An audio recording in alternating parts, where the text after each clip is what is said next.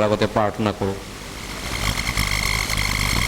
মৰমীয়াল পবিত্ৰ পিতৃ, তোমাক আমি ধন্যবাদ কৰিছোঁ। সঁচাই তুমি আমাক মৰম কৰিলা। আমাৰ পাপ লৈ আমি যেতিয়া জীয়াই আছিলোঁ আৰু আমি পাপবোৰ কৰি যেতিয়া এই পৃথিৱীত অনেক ধৰণে তোমাৰ পৰা আঁতৰি নিজৰ নিজৰ পাপত দুষ্টতাত মৰি আছিলোঁ, তেতিয়া তুমি আমাক সহায়ৰ হাত দিবৰ কাৰণে স্বৰ্গৰ সিংহাসন পবিত্ৰ জেগা তুমি ত্যাগ কৰি এই পাপী মানুহৰ মাজত পাপীবিলাকৰ সংসাৰত তুমি জন্ম হৈছিলা 2000 বছৰ আগত। আৰু আমাৰ পাপৰ ভাৰ তুমি ল'বৰ কাৰণে আমাৰ ওপৰত পৰিবলগীয়া ঈশ্বৰৰ সুদবিচাৰ, ধাৰ্মিক আমাৰ ওপৰত পৰিবলগীয়া ঈশ্বৰৰ বিচাৰ, দণ্ড, শাস্তি ভুগিবৰ কাৰণে তুমি স্বৰ্গৰ পৰা নামি আহিছিলা। আৰু তুমি সেই কাম কৰি আমাৰ বাবে মৃত্যু হৈ কলগতা পাহাৰত ক্ৰুচীয় মৃত্যুৰে আমাৰ বাবে পৰিত্ৰাণৰ যি কাম আছিলে তাক সম্পূৰ্ণ কৰি পিনি তুমি তৃতীয় দিনা মৃত্যুক জয় কৰি জি উঠিলা আৰু আমাক তুমি নিৰ্ভয় ভানি দিলা, তোমালোকৰ পাপ ক্ষমা কৰা হ'ল। গতিকে এই নিৰ্ভয়তা ভানিৰে আজি আমি তোমাৰ সন্তান হৈছোঁ, তোমাৰ আশীৰ্বাদ পোৱা লোক হৈছোঁ আৰু আমি স্বৰ্গত যোৱাটো নিশ্চয়তা পাইছোঁ। তোমাৰ নিশ্চিত অনুগ্ৰহ আমি বুজি পাইছোঁ। তোমাক ভাল পোৱা লোকসকল, তোমাৰ তেজেৰে কিনা লোকসকল আমি এই ঠাইত উপস্থিত আছোঁ। তোমাৰ অনুগ্ৰহ আৰু তোমাৰ দয়া আৰু জ্ঞানত আমাক বাঢ়ি যাবলৈ সহায় কৰক। যিহেতু এই কালমন্দ দিন বেয়া আৰু আমিও বৰ অজ্ঞান মূৰ্খ আমি হয়, আমাৰ অনেক দুৰ্বলতা আছে, আমি অনেক তেনেই কমি মানুহ, দুৰ্বলী মানুহ। তোমাৰ পবিত্ৰ আত্মাৰ সহায় খুজিছোঁ এই সময়টো। প্ৰভু, তোমাৰ আত্মাৰে আমাক পৰিপূৰ্ণ কৰক, তোমাৰ অনুগ্ৰহ আৰু শান্তিৰ জল আমাক বৃদ্ধি কৰক, যাতে আমি তোমাৰ উপচি পৰিম, তোমাৰ আনন্দ আৰু শান্তিত ভৰপূৰ হৈ তোমাৰ গৌৰৱ প্ৰশংসা কৰোঁ। এই প্ৰাৰ্থনা প্ৰভু যীশুৰ নামত কৰিছোঁ, আমেন। আহক আমি শাস্ত্ৰলৈ গৈছোঁ। লোক 2 অধ্যায়, লোক 2 অধ্যায়লৈ মেলিছোঁ।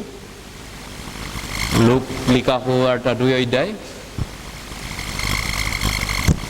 লোকে লিখা সুবাৰ্তা 2 অধ্যায়।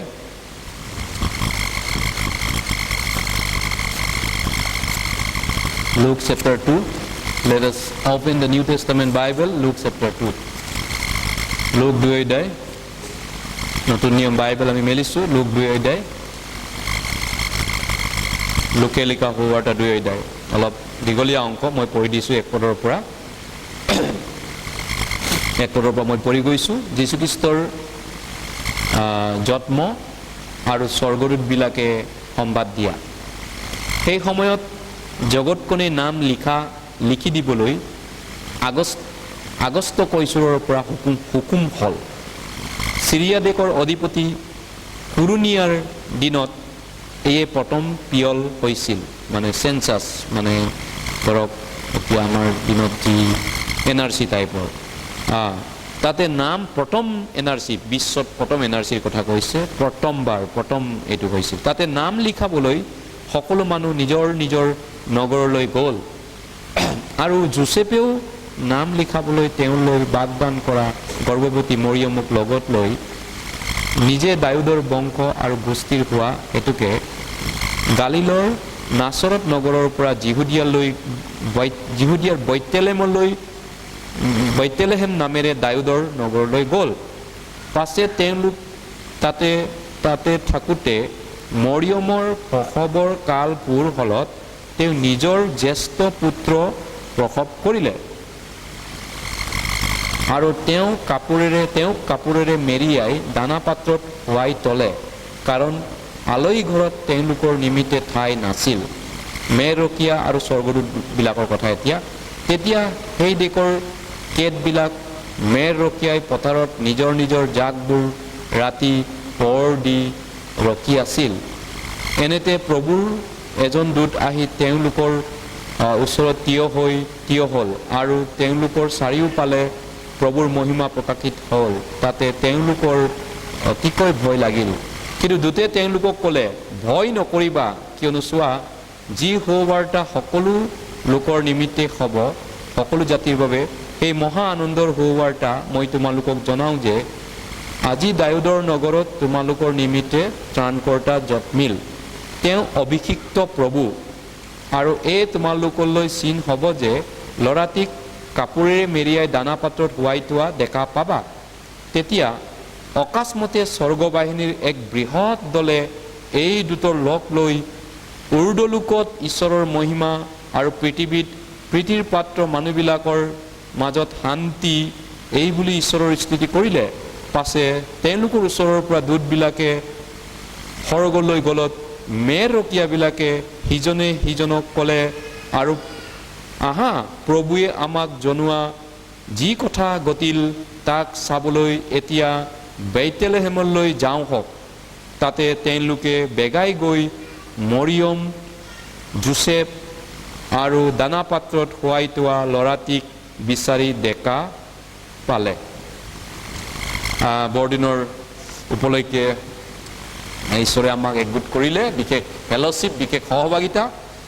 গতিকে আমাৰ বাবে এইটো এটা ভাল সুযোগ যে আমি এটা বছৰেকত বৰদিন বুলি নহয়, আমি এটা এনেকৈ বিশেষ এটা সহভাগিতা আমি পাইছোঁ।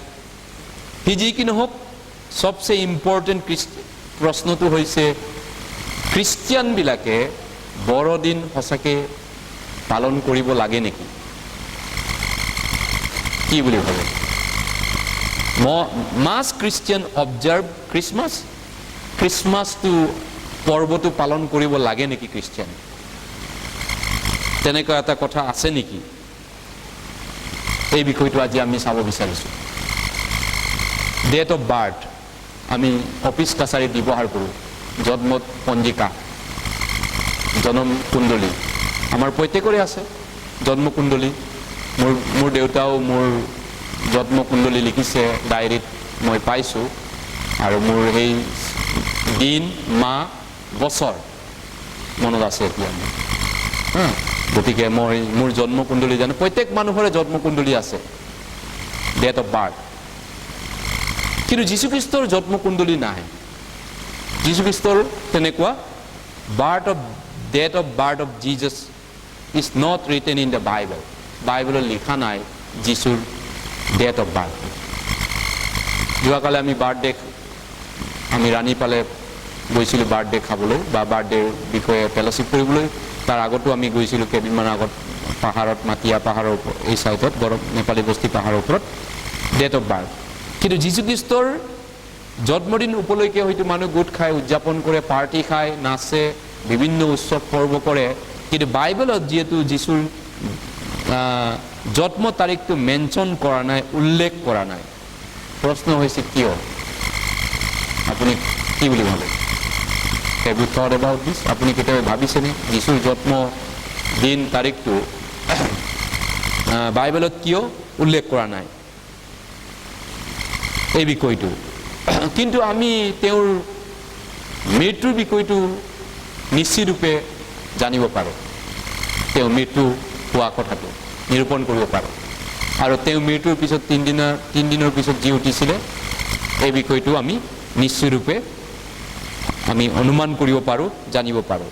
কিন্তু যীশুখ্ৰীষ্টৰ জন্ম বাইবেলত মেনশ্যন কৰা নাই, উল্লেখ কৰা নাই। আমি নিজৰ নিজৰ জন্ম তাৰিখ চন হয়তো বহুতেই জানে, কিন্তু যীশুখ্ৰীষ্টৰ জন্ম পঞ্জিকা বা জন্ম দিন কাল ঈশ্বৰে ইণ্টেনশ্যনেলি, ঈশ্বৰে জানি বুজি উল্লেখ কৰা নাই বাইবেলত। দিনটো, মাহটো, বছৰটো কেনেবাকৈ অনুমান কৰিব পাৰোঁ 2000 বছৰ আগত, 2000 বছৰ আগত, সেইটো আমি জানো। কিন্তু দিনটো, মাহ উল্লেখ কৰা নাই। 2000 বছৰ আগত বছৰটো জানিছোঁ, কিন্তু কোন মাহত কোন তাৰিখ আছিলে সেইটো বিষয়টো বাইবেলত ঈশ্বৰে জানিবলৈ দিয়া নাই বা লিখা নাই। সেইকাৰণে 25 তাৰিখটো যীশুখ্ৰীষ্টৰ জন্মদিন আছিল নে সঁচাকৈ? কি বুলি ভাবে আপুনি? এই বিষয়টো যুক্তি তৰ্কৰে আমি চিন্তা কৰাটো দৰকাৰ। কাৰণ ইয়াত যীশুখ্ৰীষ্টৰ জন্মৰ যিটো দিনৰ কথা ক'লে, আমি লোক 2 অধ্যায় যিটো পঢ়িলোঁ, ইয়াত দেখিছোঁ যে যীশু যেতিয়া জন্ম হৈছিল তেওঁক কাপোৰেৰে দানা পাত্ৰত শুৱাই থোৱা হৈছিল আৰু আলহী ঘৰত তেওঁলোকৰ নিমিত্তে ঠাই পোৱা নাছিল। 2000 বছৰ আগত প্ৰথম পৃথিৱীত লোকপিয়ল হৈছিল। আমাৰ ইয়াতো লোকপিয়ল হৈ থাকে প্ৰায় কেইবছৰ মূৰে মূৰে NRC বা লোকপিয়ল বিশ্বত প্ৰথম লোকপিয়ল বাইবেলত উল্লেখ আছে আজিৰ পৰা 2000 বছৰ আগত হৈছিল সেইকাৰণে তেতিয়াৰ পৰাহে মানুহে চন তাৰিখটো জানিছে প্ৰথম লোকপিয়লৰ দিনৰ পৰা আৰু সেই প্ৰথম NRC বা লোকপিয়লৰ সময়ত যিশু জন্ম হৈছিল তাৰ মানে 2000 বছৰ আগত সেইটো হয় এইটো কাটাং জানো 2000 বছৰ আগত তেওঁ জন্ম হৈছিল কিন্তু প্ৰশ্ন হৈছে তেওঁক যেতিয়া জন্ম হৈ গোৱালি গড়ত তেওঁ মেৰিয়াই কাপোৰে তোৱা হৈছিল আৰু দানা পাত্ৰত হোৱাই তোৱা হৈছিল তেতিয়া তেওঁক প্ৰথম দেখা মানুহবিলাক ইয়াত কৈছে তেতিয়া সেই দেশৰ কেটবিলাক মেৰ ৰকিয়াই পথাৰত নিজৰ নিজৰ জাগবোৰ ৰাতি পৰ দি ৰকি আছিল ইন্টাৰেষ্টিং কথা ৰাতি পথাৰত মেৰ চৰাবলৈ গৈছে ভেড়া সৌ পথাৰত এই ঠাণ্ডা এনেকুৱা অৱস্থাত মানুহ ঘৰৰ পৰা ভেড়া জাকৰ পৰা উলিয়াই গোহালিৰ পৰা বেৰাটো লৈ পিনি পথাৰত চৰাব লৈ যায় নে ইমান ঠাণ্ডা দিনত ইজৰাইলত 25 ডিসেম্বৰ বা ডিসেম্বৰ লাষ্টৰ পালে বহুত ঠাণ্ডা হয় ৰেকৰ্ড হৈ আছে আমাৰ মোবাইলবিলাক অফ কৰিবলৈ ক'ব লাগিছিলে আমাৰ যিটো ৰেকৰ্ড থাকে মেছেজবিলাক বা সাইলেন্ট কৰি থব ইজৰাইলত 25 ডিসেম্বৰ বা ডিসেম্বৰ লাষ্টৰ পালে বিৰাট ঠাণ্ডা হয় বহুত ঠাণ্ডা মানে একদম মানে মানুহ বাহিৰত কাপোৰ ভালকে নিপিন্ধাকে আহিব ন আপোনালোকেও ঠাণ্ডা পাইছে এতিয়া আমাৰ ইয়াতো কিছু পৰিমাণে কিন্তু ইয়াতকৈ ইজৰাইলত 10 গুণ বহুত গুণ বেছি ঠাণ্ডা হয় এটো কল্পনাও কৰিব নোৱাৰি যে মানুহ ঘৰৰ পৰা বাহিৰত যাব কাপোৰ নিপিন্ধাকে গৰম কাপোৰ নিপিন্ধাকে সম্ভৱ নহয় কিন্তু ইয়াত যিশু জন্মদিনাখন মানুহে ভেড়া চৰা গাঙৰ মানুহবিলাকে ভেড়া ৰাতি চৰাবলৈ গৈছিল তাৰ মানে এটো ঠাণ্ডা দিন নাছিলে ইমান নিহালি ঠাণ্ডা নহয় এটো ইমান ঠাণ্ডাত কেনেকে মানুহ ফুৰ্তিত ভেড়া চৰাই থাকিব পথাৰত এই ৰাতিকন ইমান নিয়ৰ পৰা ঠাণ্ডা এটো সম্ভৱেই নহয় এই কাৰণে তেওঁ এই ঠাণ্ডা সময়খিনি ইমান ঠাণ্ডা সময়ত তেওঁ জন্ম হোৱা নাছিল যেটো 25 তাৰিখটো নাই বাইবেলত এই কাৰণে তেওঁ কোন দিনা জন্ম হৈছিল সেই বিষয়টো আমি গৱেষণা কৰিব লাগিব অন্বেষণ কৰিব লাগিব কিন্তু তেওঁটো ঈশ্বৰে দেখাই নাই জানিবলৈ কিন্তু কেনেকৈ এইটো হল 25 তাৰিখটো এইটো আমি অন্বেষণ কৰিব পাৰো কেনেকৈ কোনে 25 তাৰিখটো খ্ৰীষ্টমাছ দিন বুলি নিৰূপণ কৰিলে এইটো আমাৰ কাৰণে ইম্পৰ্টেন্ট এই কাৰণে বেৰাৰকিয়া বিলাকে ৰাতি ভেড়া চৰাবলৈ গৈছে ইমান ঠাণ্ডা ৰাতি ইমান ভয়ংকৰ ৰূপে ঠাণ্ডা জেগাত মানুহে ঘৰৰ পৰা ওলাবলৈ অসুবিধা পায় ভেড়াটো লৈ পিনি গোহালিৰ পৰা ভেড়াবিলাক লৈ পিনি মেলিবলৈ পথাৰত ধেমালি কৰি চৰাবলৈ যাবনে মানুহ ইমান ঠাণ্ডাত না এই সময়ত ভেড়া চৰোৱা ৰাতিও ভেড়া চৰাব পৰা বতৰ আছিল বাইবেলৰ মতে সেই সময়ত যেতিয়া যিশু জন্ম হৈছিল ইজৰাইলত ৰাতিও ভেড়া চৰাই পুৰিব পৰা যেনেকৈ গৰম দিনত আমি অলপমান ভাল বতৰলৈ পথাৰতো ঘূৰি ফুৰো খেলা ধূলা কৰোঁ ঠিক তেনেকুৱা এটা ভাল বতৰৰ ঠাণ্ডা নহয় ইমান ঠাণ্ডা নহয় ভাল বতৰৰ দিন আছিল গতিকে লৈ এটা ডিসেম্বৰটো বহুত ঠাণ্ডা কিন্তু ডিসেম্বৰ লাষ্টৰ পৰাটো বহুত ঠাণ্ডা এইকেইদিন চৰ্দি হৈ গৈছে বহুত মানুহ ঠাণ্ডা নামিছে কাহ হৈছে চৰ্দি হৈছে এইটো বালৰ পৰা আমি এই কাৰণে 25 ডিসেম্বৰটো যিশুৰ জন্মদিন বুলি পালন কৰাটো ভুল আছে ৰং ইট ইজ ৰং গতিকে কেনেকৈ ভুল আছে আপুনি বাইবেলৰ মতে চাব লাগিব therefore celebrating 25 December has a Jesus birthday it is wrong birthday বুলি যিশুৰ নামত গোট খোৱাটো উদযাপন কৰাটো পৰ্ব কৰাটো ভুল আছে কেনেকৈ তেনেহলে এইটো হল আমি চাব লাগিব কেনেকৈ 25 তাৰিখটো আৰম্ভ হল কাৰণ বাইবেলত তেনেকুৱা কোনো সিঙ্গল এটা ইভেন্ট নাপাব এটা ঘটনা নাপাব যে 25 ডিসেম্বৰটো খ্ৰীষ্টমাছ হিচাপত পালন কৰা প্ৰথম মণ্ডলীবিলাকৰ ইতিহাস পাচনি কৰ্ম কৰন্থিয়া গালাতিয়া ইপিচিয়া কলচিয়া ফিলিপিয়া কলচিয়া থিছলনিকিয়া এনেকুৱা প্ৰথম মণ্ডলীবিলাকত কোনো দিনে 25 তাৰিখটো খ্ৰীষ্টমাছ পালন কৰা বুলি বাইবেলত উল্লেখ নাই মণ্ডলী স্থাপন কৰা পাচনি কৰ্মটো কোনো দিন উল্লেখ নাই তেওঁলোকৰ গোটেই পাচনি কৰ্ম আপুনি মই পঢ়িব এইটো এটা ইন্টাৰেষ্টিং কথা 25 ডিসেম্বৰ তেওঁলোকে কোনো দিন খ্ৰীষ্টমাছ বুলি পালন কৰা নাছিল প্ৰথম খ্ৰীষ্টানবিলাক প্ৰথম পাচনিবিলাকে যিশুৰ শিষ্যবিলাকে পাচনিবিলাকে আদি খ্ৰীষ্টানবিলাকে তেওঁলোকে পালন কৰা নাছিল তেনেহলে কেনেকৈ এইটো হল পৌলে পিতৰে আকিলা পিস্কিলাই মৰিয়ম ইহঁতে কেতিয়াও 25 ডিসেম্বৰ খ্ৰীষ্টমাছ পালন কৰাৰ কাহিনী বা তেওঁলোকৰ গোট খোৱা ফেলোশ্বিপ কৰাৰ কাহিনী বাইবেলত উল্লেখ নাই তেনেহ'লে 25 ডিচেম্বৰটো কোনে সেটিং কৰিলে, কোনে নিৰূপণ কৰিলে এইটো যীশুৰ জন্মদিন বুলি? বহুত ডাঙৰ প্ৰশ্ন। কোনে কৰিলে এইটো? কি বুলি ভাবে আপুনি? Who said this date 25 December? Since Bible there is no mention in the Bible. কোনে নিৰূপণ কৰিলে? গতিকে আমি অলপমান সত্যক আমি খানি চাব লাগিব। সত্যটো আমি খানি চালে if we dig the truth, digging the truth, সত্যটো খানি চাওঁ অলপমান, তেতিয়াহ'লে আমি উত্তৰটো পাব পাৰিম, আমি উত্তৰ পাব পাৰিম। একচুৱেলি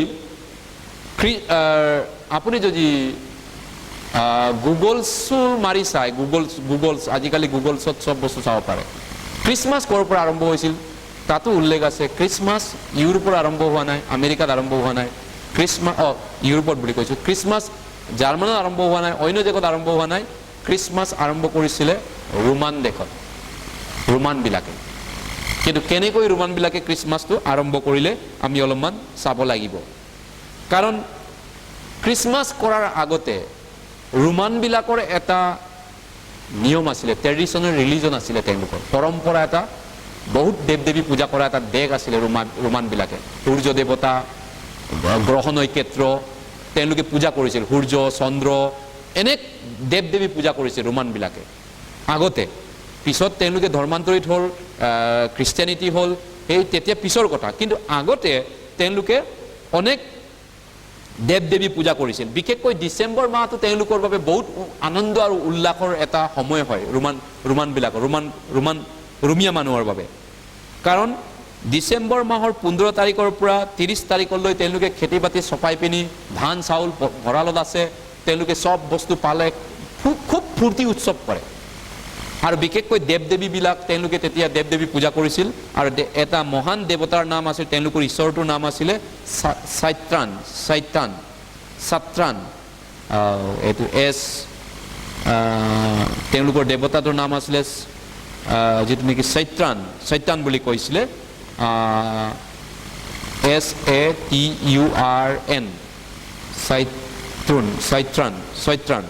গতিকে এই চৈত্ৰানৰ বিশেষভাৱে তেওঁলোকে এই দেৱতা সূৰ্য দেৱতা আছিলে। চৈত্ৰানটো সূৰ্য দেৱতা, যেনেকৈ আমাৰ ইয়াতে বৰুণ দেৱতা কয়, ইন্দ্ৰ বুলি কয়, তেওঁলোকৰটো বৰুণ নহয়, চৈত্ৰান নাম আছিলে সূৰ্যটো, দেৱতাটোৰ নাম, সূৰ্য দেৱতাটোৰ নাম।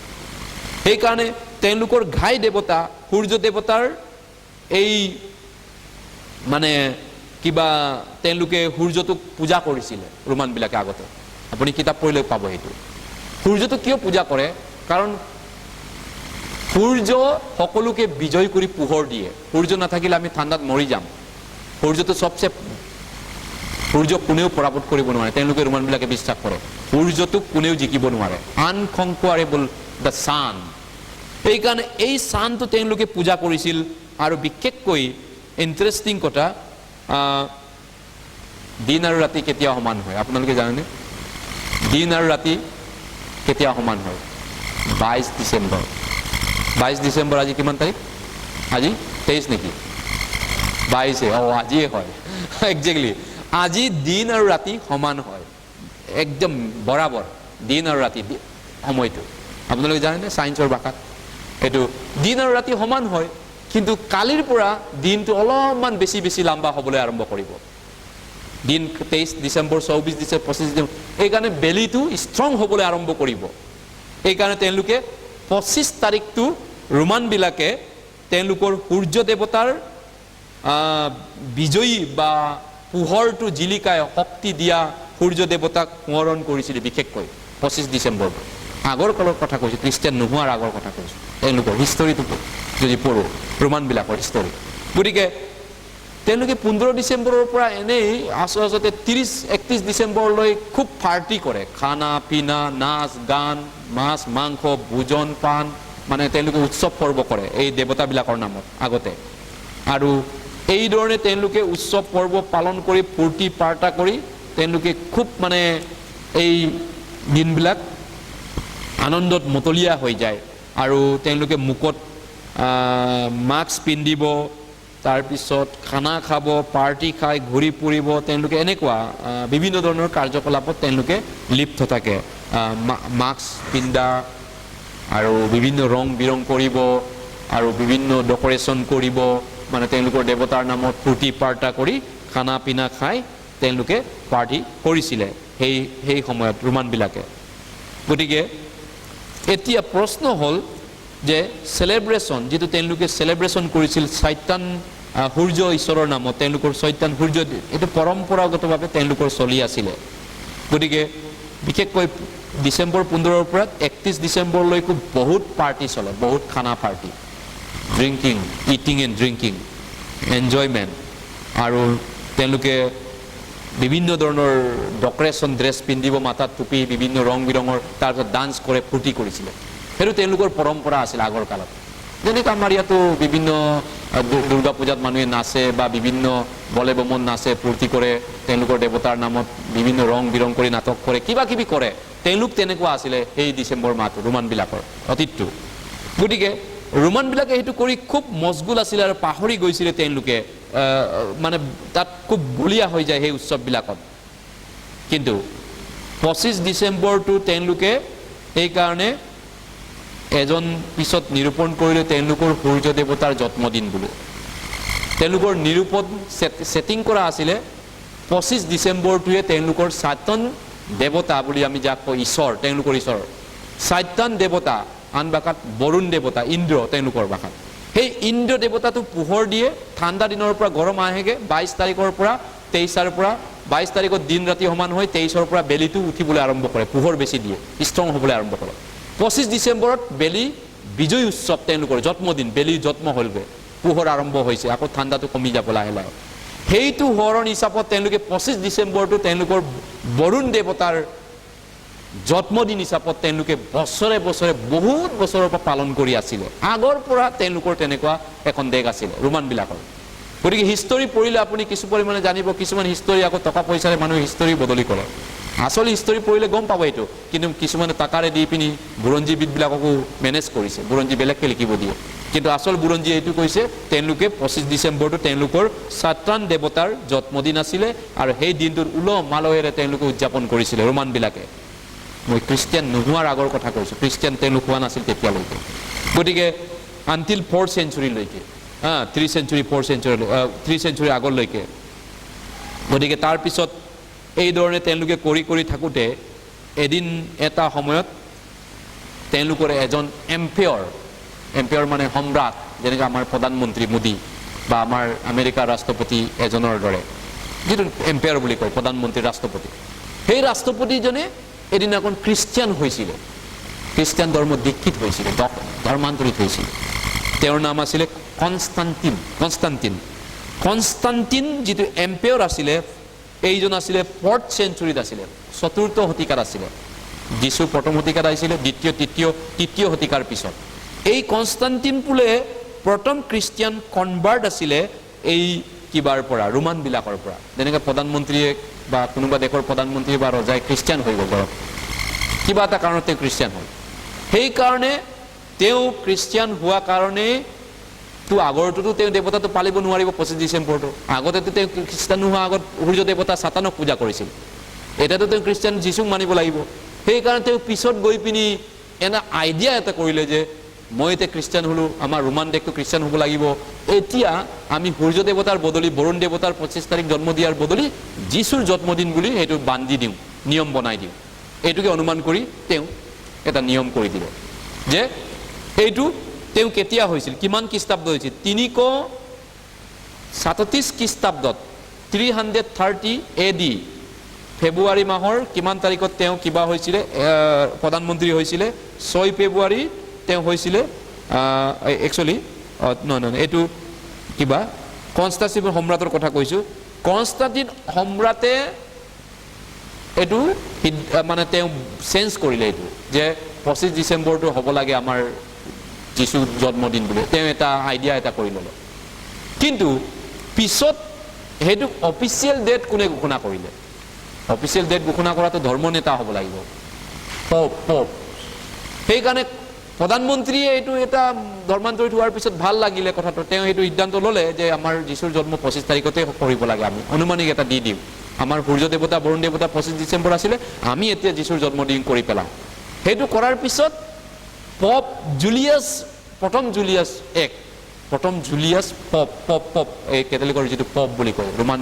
ভেটিকানত থাকে ইটালীত থাকে সেই পপে জুলিয়াছ 1 যিটো পপ আছিলে তেওঁ ফেব্ৰুৱাৰী 6 তাৰিখত পপ দায়িত্ব পাইছিলে 337 খ্ৰীষ্টাব্দত 337 খ্ৰীষ্টাব্দত আৰু তেওঁ পাই পিনি তেওঁৰ মৃত্যুলৈকে 352 খ্ৰীষ্টাব্দলৈকে তেওঁ এই পদত পপ হৈ থাকিল আৰু এইজন পপ জুলিয়াছ ফাৰ্ষ্ট জুলিয়াছ 1 তেওঁই হয় অফিচিয়েলি 25 ডিসেম্বৰটো যিশুৰ জন্মদিন হ'ব লাগিব বুলি ঘোষণা কৰা জন বাইবেলত নাই ঘোষণা তেওঁ ঘোষণা কৰি পেলালে এইটো 25 ডিসেম্বৰ যিশুৰ জন্ম হ'ব লাগিব কাৰণ তেওঁলোকে 25টো আগৰ পৰা পালি আছিল সূৰ্য বৰুণ দেৱতাৰ নামত গতিকে প্ৰথম সম্ৰাটে এইটো আইডিয়া কৰিলে সম্ৰাটজন কনষ্টান্টিন আছিলে যিজন কনষ্টান্টিন আছিলে প্ৰধানমন্ত্ৰী দ্য গ্ৰেট মহান সম্ৰাট আছিলে বিৰাট পালৱান বিজয়ী কৰিব পৰা কনষ্টান্টিন এইজন গ্ৰেট কনষ্টান্টিন ৰোমান এম্পায়াৰ আছিলে আৰু যিজন নেকি 306 খ্ৰীষ্টাব্দত ৰোমান সম্ৰাট হৈছিলে আৰু 337 খ্ৰীষ্টাব্দলৈ তেওঁ সেই দেশত ৰোমান প্ৰধানমন্ত্ৰী আছিলে তেওঁ বিশ্ব জয় কৰিবলৈ আগবাঢ়িছিল এক প্ৰকাৰ তেওঁ বিৰাট পাৱাৰফুল আছিলে 306 খ্ৰীষ্টাব্দত তেওঁ এই পদ অধিকৃত হৈছিল আৰু 337 চনলৈ তেওঁ প্ৰধানমন্ত্ৰী আছিল ৰোমান বিলাকৰ কিন্তু 337 খ্ৰীষ্টাব্দৰ পিছত প্ৰধানমন্ত্ৰীৰ পিছত তেওঁলোকে পপলৈ পাৱাৰটো গৈছিল পপ ধৰ্মীয় নেতালৈ ৰাজনীতিৰ পৰা পপলৈ গৈছিল বেছি পাৱাৰটো আৰু সেই সময়ত পপ তেওঁৰ পিছতে তেওঁ খ্ৰীষ্টান হৈছিল তাৰ পিছত তেওঁৰ পিছত পপ জুলিয়াছ 1 337 খ্ৰীষ্টাব্দত তেওঁ অফিচিয়েলি ঘোষণা কৰি পেলালে আমাৰ যিশু ধৰ্মগুৰু নেতাজন জন্মটো 25 ডিসেম্বৰ হ'ব লাগিব এতিয়াৰ পৰা সেই তেতিয়াৰ পৰা এই যিটো অফিচিয়েল যিটো আমি ৰেকৰ্ড মতে খ্ৰীষ্টমাছ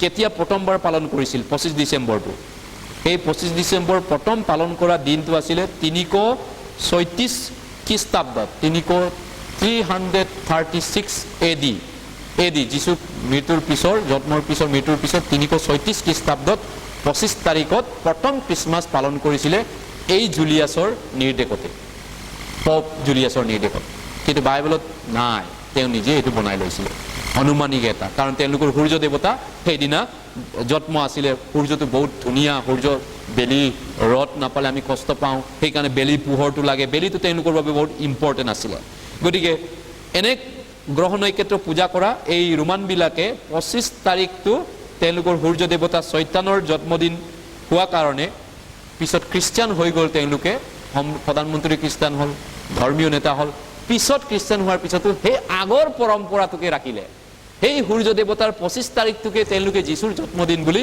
ৰাখি থৈ দিলে ৰোমান বিলাকে সেই তেতিয়াৰ পৰা তেওঁলোকে ৰোমান খ্ৰীষ্টানে যিশুৰ জন্মদিন বুলি 25 তাৰিখটো পালিবলৈ আৰম্ভ কৰিলে নাচি বাগি ফূৰ্তি খানা খাই মস্তি কৰিবলৈ তাৰ পিছত আন খ্ৰীষ্টান বিলাকো দেখি পিনি তাৰ পিছে গ'ল আন খ্ৰীষ্টান বিলাকে 336 খ্ৰীষ্টাব্দৰ কথা কৈ আছে 25 ডিসেম্বৰ আছিল প্ৰথম ৰেকৰ্ড মতে তাৰ পিছত ৰোমান সব খ্ৰীষ্টানে এটো পালন কৰিবলৈ আৰম্ভ কৰিলে বছৰে বছৰে আৰু আন খ্ৰীষ্টান বিলাকে এটো দেখি পালন কৰিলে আনে কৰিছে আমিও বেলুন ফুটাই ফূৰ্তি কৰি গানা গাই মস্তি কৰিব লাগে খানা খাব লাগে পাৰ্টি যিশুৰ বাৰ্থডে বুলি কিন্তু বাইবেলত নাই তেনেকুৱা কথা এই গতিকে বাইবেলত তেনেকুৱা নাই গতিকে এই ৰোমান খ্ৰীষ্টান বিলাকে এইদৰে পালন কৰাৰ পিছত আন সকলো খ্ৰীষ্টান বিলাকেও পালন কৰিবলৈ আৰম্ভ কৰিলে কিন্তু বাইবেলত নাই এইটো কথা এই পেগান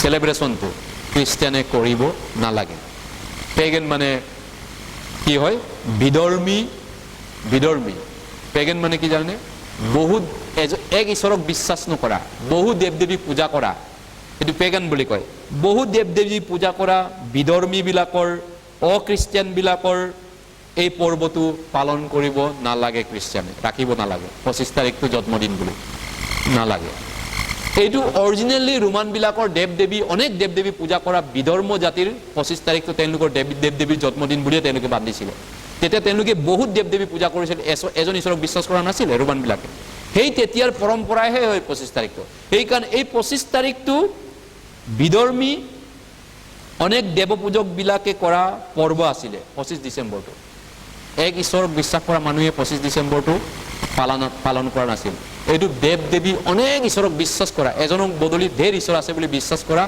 জাতিৰ পূজা আছিল এইটো এই পূজা পাতল কৰা দিন আছিল আৰু সেইটো এই পেগান যেটো উৎসৱটো অনেক দেৱ দেৱী পূজা কৰা দেৱ দেৱী উপাসনা কৰা আৰাধনা কৰা উৎসৱৰ দিনটো আমি পালিব নালাগে ৰাখিব নালাগে আজি দিন বুলি জন্মদিন বুলি যিশুৰ জন্মদিন বুলি আমি এটো ৰাখিবলৈ প্ৰয়োজন নাই গতিকে আমি no need to keep it আমি অবজাৰ্ভ কৰিব দৰকাৰ নাই কলছিয়া 2 লৈ গৈছো কলছিয়া 2 Colossians chapter 2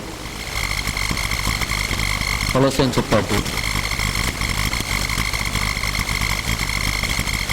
Colossians 2 Colossians 2 Colossians 2 Colossians 2 16-17 পদ 16 and 17 আমি একেলগে পড়িম 16-17 পদ এতেকে ভোজন বা পান বা উৎসৱ বা নজুন বা বিশ্ৰামবাৰৰ কথাত কোনেও তোমালোকক সুদবিচাৰ নকৰক এই সকলো ভাবি বিষয়ৰ সামাতুন কিন্তু শৰীৰ খ্ৰীষ্টৰ গতিকে এই বিষয়টোত কোনোবাই বিচাৰ কৰে তুমি কি কথা কৈছা হে এইবিলাক খ্ৰীষ্টমাছ পালন নকৰা খ্ৰীষ্টিয়ান এইবিলাক বিধৰ্মী জাত যোৱা নাইকে কাম নাইকিয়া বুলি বহুতে কাকবাই সমালোচনা কৰে বিধৰ্মী খ্ৰীষ্টমাছ পালন কৰা বিলাকে হয় এটো কাৰণ বিধৰ্মী পেগান ৰিলিজনৰ পৰা আহিছে এটো বহুত দেৱ এজন ঈশ্বৰক বিশ্বাস কৰা নহয় এটো দেৱতাৰ নামত পূজা কৰা ইন্দ্ৰ বৰুণ দেৱতাক পূজা কৰা দিন আছিল 25 ডিসেম্বৰ গতিকে সেইটো বিষয়টোৰ ওপৰত বিচাৰ কৰিবলৈ কাৰো অধিকাৰ নাই বাইবেলে কৈছে তুমি ভোজন পান কৰা তুমি উৎসৱ পালন কৰা আমি তোমালোকে নকৰা আমি কৰো 9 জুন বিশ্ৰামবাৰ তোমালোকে ৰাখা আমি নাৰাখো তোমালোকে নাৰাখা আমি ৰাখো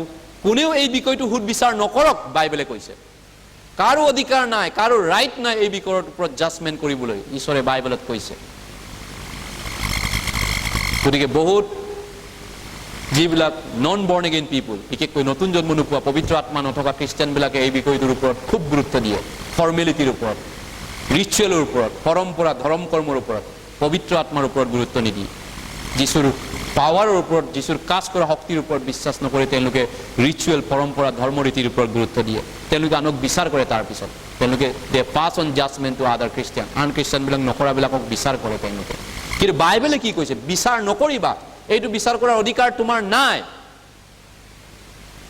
পালন কৰাৰ অধিকাৰ কৰক নকৰক এই বিষয়টো বিচাৰ কৰিবলৈ অধিকাৰ নাই আনে যদি পালন কৰিছে আমি কিয় পালন কৰিব লাগে আনে যি খাই থাকে খাম নেকি আমি হয় না গতিকে আনে কৰাটো আমি প্ৰয়োজন নাই চাবলৈ গতিকে এই বিষয়ৰ ওপৰত বিচাৰ নকৰিবা এই সকলো ভাবি বিষয়ৰ সামাতুন ভাবি বিষয় এইবিলাক আগৰ কালৰ পুৰণা নিয়মৰ সকলো এই পৰ্ববিলাক ভৱিষ্যত আহিব লগা এজন পুৰুষৰ কথাহে কৈছিলে তেওঁৰ ছায়াটো আছিলে আৰু আসল পুৰুষজন তেওঁ এটা বডি লৈ আহিল এটা শৰীৰ লৈ আহিল স্বৰ্গীয় পবিত্ৰ আত্মাৰ গৰ্ভত তেওঁ জন্ম হয় আসল পুৰুষজন ব্যক্তিজন পৃথিৱীত যেতিয়া আহিল তেওঁৰ সকলো সিদ্ধ হ'ল গ'ল এই বিশ্ৰামবাৰ 9 জুন পৰ্ব উৎসৱ এই সকলোবিলাক যীশু খ্ৰীষ্টৰ ছায়াটো আছিল যীশু খ্ৰীষ্ট অহাৰ পিছত এইবিলাক পালন কৰাৰ প্ৰয়োজন নাই যীশু যদি আপোনাৰ লগত আছে আপুনি সকলো আছে জীৱনত যীশু যদি নাই আপোনাৰ একোৱে নাই এই পৃথিৱীত যিমানে যি নকৰক বাইবেলে কৈছে যীশু আছেনে তোমালোকৰ অন্তৰত খ্ৰীষ্ট আছেনে খ্ৰীষ্ট যদি আছে সকলো আছে বৰদিন পালন নকৰিলেও হয় খ্ৰীষ্ট যদি আছে স্বৰ্গত যাব খ্ৰীষ্ট যদি আছে পবিত্ৰ আত্মা আছে খ্ৰীষ্ট যদি আছে আপুনি ভোজন পান পাৰ্টি নাখালেও হ'ব আপুনি ধনী হওক দুখীয়া হওক খ্ৰীষ্ট যদি আছে সকলো আছে খ্ৰীষ্ট যদি নাই হাজাৰ উৎসৱ কৰক খ্ৰীষ্ট যদি নাই যিমান সেলিব্ৰেশন কৰক খ্ৰীষ্ট যদি নাই আপোনাৰ লগত আপোনাৰ জীৱনত অন্তৰত পবিত্ৰ আত্মাৰ জীৱন যদি নাই আপুনি যিমান যত কেক খাওক যি কৰক মিনিংলেছ অৰ্থহীন গোটেইখিনি খ্ৰীষ্ট আছে না আপোনাৰ লগত সেইটোৱে আচল কথা খ্ৰীষ্ট যদি নাই বেনিটি অফ বেনিটি সকলো বেকাৰ সকলো অদৰকাৰী গতিকে এতিয়া এই বিষয়টোৰ ওপৰত হয়তো বিচাৰ বহুতে কৰে এইকাৰণে নতুন জন্ম পোৱা খ্ৰীষ্টিয়ানে আমি 25 তাৰিখত খ্ৰীষ্টমাছ উদযাপন কৰিবলৈ গোট নাখাওঁ যিশুৰ বাৰ্থডে হয় আজি কেক কাটিম আমি খানা খাম পাৰ্টি কৰিম নো আমি সেইটো বুলি আমি গোট নাখাওঁ আমি কিয় গোট খাওঁ আজি আমি কিয় গোট খাইছো আজি 25 তাৰিখৰ আমি গোট খাব লাগিছিলে, এইবাৰ আমি 25 তাৰিখতে বছৰে প্ৰতি গোট খাওঁ, কিন্তু এই বছৰ আমি কৰোনাৰ কাৰণে 25 তাৰিখৰ বদলি আমি আজি সন্ধিয়া গোট খাইছোঁ। কৰোনা ভাইৰাছ যিহেতু এতিয়া আকৌ নতুনকৈ আহিছেগৈ, আপোনালোকে জানে আমি লণ্ডনৰ অৱস্থা বহুত বেয়া। কৰোনা ভাইৰাছ বেলেগ ৰূপ বদলি কৰিছে, মিউটেশ্যন হৈ গৈছে। মিউটেড মানে নাম অসমীয়াত যেনেকৈ মাটি নামজাৰি হৈ গ'লে বেলেগৰ হৈ যায়, ৰূপান্তৰ হৈ যায়, আপোনাৰ পৰা বেলেগৰ হৈ গ'ল। কৰোনা ভাইৰাছটো আকৌ বদলি হৈ থাকিলে। এতিয়া ভেকচিন বনাইছিলে যোৱা বছৰ কৰোনাটোৰ কাৰণে, কিন্তু এই ডিচেম্বৰ মাহত কৰোনাটো আকৌ বেলেগ পালে হৈ গ'ল, ৰূপটো চেঞ্জ কৰি পেলালে। আগৰ ভেকচিনে কাম নকৰা হৈ গ'ল, কি কৰিব? ইংলেণ্ড ভেকচিন মাৰিছিলেহে, নতুন কৰোনাই এটেক কৰিবলৈ আৰম্ভ কৰিছে। এতিয়া ইংলেণ্ডৰ লগত চব প্ৰায় দেশে এৰোপ্লেন বিমান যোগাযোগ মানে ষ্টপ কৰিছে, ভাৰতেও ষ্টপ কৰিছে। ইংলেণ্ডৰ লগত কোনো এৰোপ্লেন অহা যোৱা নহ'ব। ভয়ংকৰ ৰূপে ইংলেণ্ডত কৰোনা ভাইৰাছ হৈছে, ভয়ংকৰ, আগতকৈ ভয়ংকৰ। বহুত দেশত হৈছেগৈ। এটা চেঞ্জ হৈছে, ভাইৰাছটো চেঞ্জ কৰি পেলাই তাৰ ৰূপ আকাৰ বদলি কৰি পেলালে। এইকাৰণে এতিয়া অসমতো কিছু পৰিমাণে আকৌ আজি নিউজত কৈছে কৰোনা কেইদিনমানৰ আগত ঠাণ্ডা আছিল, আকৌ কৰোনা আকৌ অলপ অলপ বাঢ়িছেগৈ, মৃত্যু লাহে লাহে হৈছেগৈ মানে। গতিকে যি কি নহওক, এইটো বিষয়টো কিয় ক'বলগীয়া হ'ল যে যিহেতু এইকাৰণে আমি 25 তাৰিখত গোট খোৱা নাই, আজি 22 তাৰিখত গোট খাইছোঁ এই বছৰটোৰ কাৰণে। সচৰাচৰতে আমি 25 ডিচেম্বৰতে গোট খাওঁ, কিন্তু চেলিব্ৰেশ্যনৰ কাৰণে নহয়, যীশুৰ জন্মদিন বুলি নহয়, কিন্তু নতুন জন্ম পোৱা খ্ৰীষ্টানবিলাকে গোট খাব লাগে ফেলোশ্বিপ কৰিবলৈ, সহভাগিতাৰ কাৰণে। ফেলোশ্বিপ কিহৰ কাৰণে? যাতে আমি যীশুখ্ৰীষ্টৰ প্ৰকৃত খ্ৰীষ্টমাছটোৰ সত্য থ্ৰু মিনিংটো আমি গভীৰভাৱে ভাবি চাব পাৰোঁ আমাৰ জীৱনকালত। True meaning of Christmas, true মিনিংটো আমি যাতে গভীৰভাৱে চিন্তা কৰি চাব পাৰোঁ, ভাবি চাব পাৰোঁ, মনত পেলাই চাব পাৰোঁ। গতিকে এইকাৰণে আমি এইটো তেনেকুৱাকৈ আমি ফেলোশ্বিপৰ কাৰণে গোট খাওঁ। তেওঁৰ জন্মদিন উদযাপনৰ কাৰণে নহয়, পাৰ্টি চেলিব্ৰেশ্যনৰ কাৰণে নহয় দেই। বাট সেইকাৰণে বহুতেই কৈছে আজি কি হু ৰাতি, বহুত মানুহে গাব, নাচিব, মই বহুত দেখিছোঁ। বহুত চাইলেণ্ট নাইট, হলি নাইট গানটো গায়, বহুত খ্ৰীষ্টমাছ তেওঁলোকে চেলিব্ৰেশ্যন কৰিবলৈ হাল্লা গোল্লা। চবচে হাল্লা নাইট নিশাটো সেইদিনাই 25-24 তাৰিখ নিশাটো হয়, 25 আৰু 24 বহুতৰ বাবে গানটো গাইছে চাইলেণ্ট নাইট, হলি নাইট, কিন্তু চবচে হাল্লা গোল্লা পাগল দৰে নাচি খাই পেচাব হৈ যোৱাকে মদ খাই নাচা বহুত মানুহ মই দেখিছোঁ। আৰু চবচে দুষ্ট বেবিচাৰ কৰে সেই নিশাটোতে বহুত মানুহ, 24 আৰু 25। চাইলেণ্ট নাইট, হলি নাইট কেনেকৈ হ'ব পাৰে?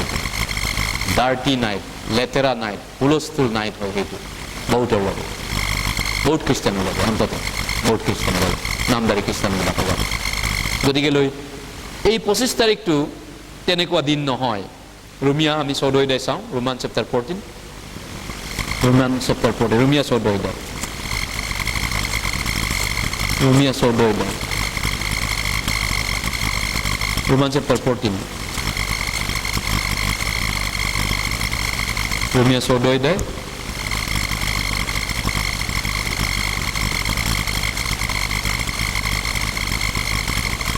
ৰোমান চেপ্টাৰ 14 17 পদ, 14 অধ্যায় 17 পদ, ৰোমিয়া 14 অধ্যায় 17 পদ, ৰোমান চেপ্টাৰ 14 ভাৰ্ছ 17 আমি একেলগে পঢ়িম। কিয়নো ভোজন বা পান কৰাই ঈশ্বৰৰ ৰাজ্য নহয়, কিন্তু ধাৰ্মিকতা, শান্তি আৰু পবিত্ৰ আত্মাৰ আনন্দ এইবোৰে ঈশ্বৰৰ ৰাজ্যৰ সাৰ। ভোজন বা পান কৰা ঈশ্বৰৰ ৰাজ্যৰ নহয়, বাইবেলে কৈছে।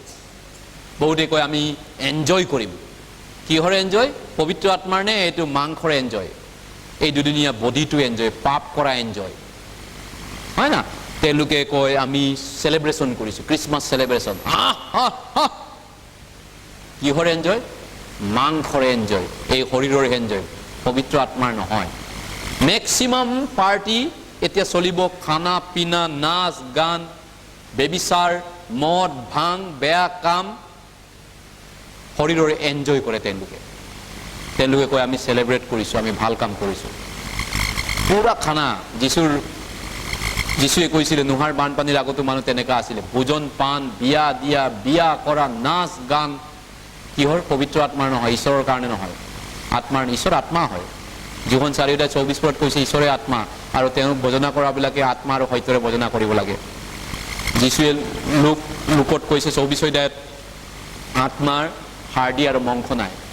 আমাৰ দৰে আত্মাৰ হাৰ্ডি আৰু মাংস নাই। Spirit there is no' flesh and bone. গতিকে আত্মাৰ তেওঁলোকে পূৰ্তি কৰেনে নে এইটো জাগতিক সাংসাৰিক আনন্দ পূৰ্তি কৰিছে তেওঁলোকে? হয়, গতিকে লৈ এই বিষয়টো এতিয়া চিন্তা কৰা উচিত।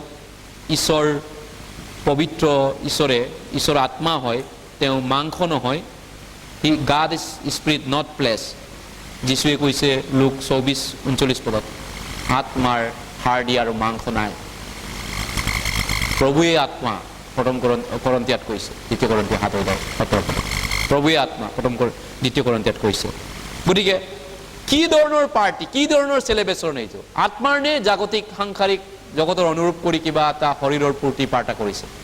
কি ধৰণৰ খানা ভোজন পান কৰি পেটৰ এই দেহাটোৰ ভোজন পূৰ্তি কৰিছে নে আত্মাটোৰ পেটটো পূৰ্তি কৰিছে? পবিত্ৰ আত্মাৰ শান্তি আনন্দ কৰিছে তেওঁলোকে। পবিত্ৰ আত্মাৰ ফল কি? গালাতিয়া 5 অধ্যায়ত কৈছে খানা পিনা, নাচ গান, গানা বাজি থকা।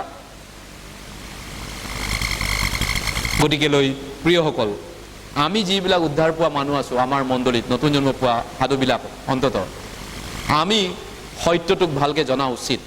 সত্যৰ বিষয়ে আমাৰ জ্ঞান থকা উচিত। হয়, সেইকাৰণে আমি এই বিষয়টোৰ ওপৰত চৰ্চা কৰিছোঁ। ৰোমিয়া 13 অধ্যায় আমি চাওঁ। 13 অধ্যায়, ৰোমিয়া 13 অধ্যায়,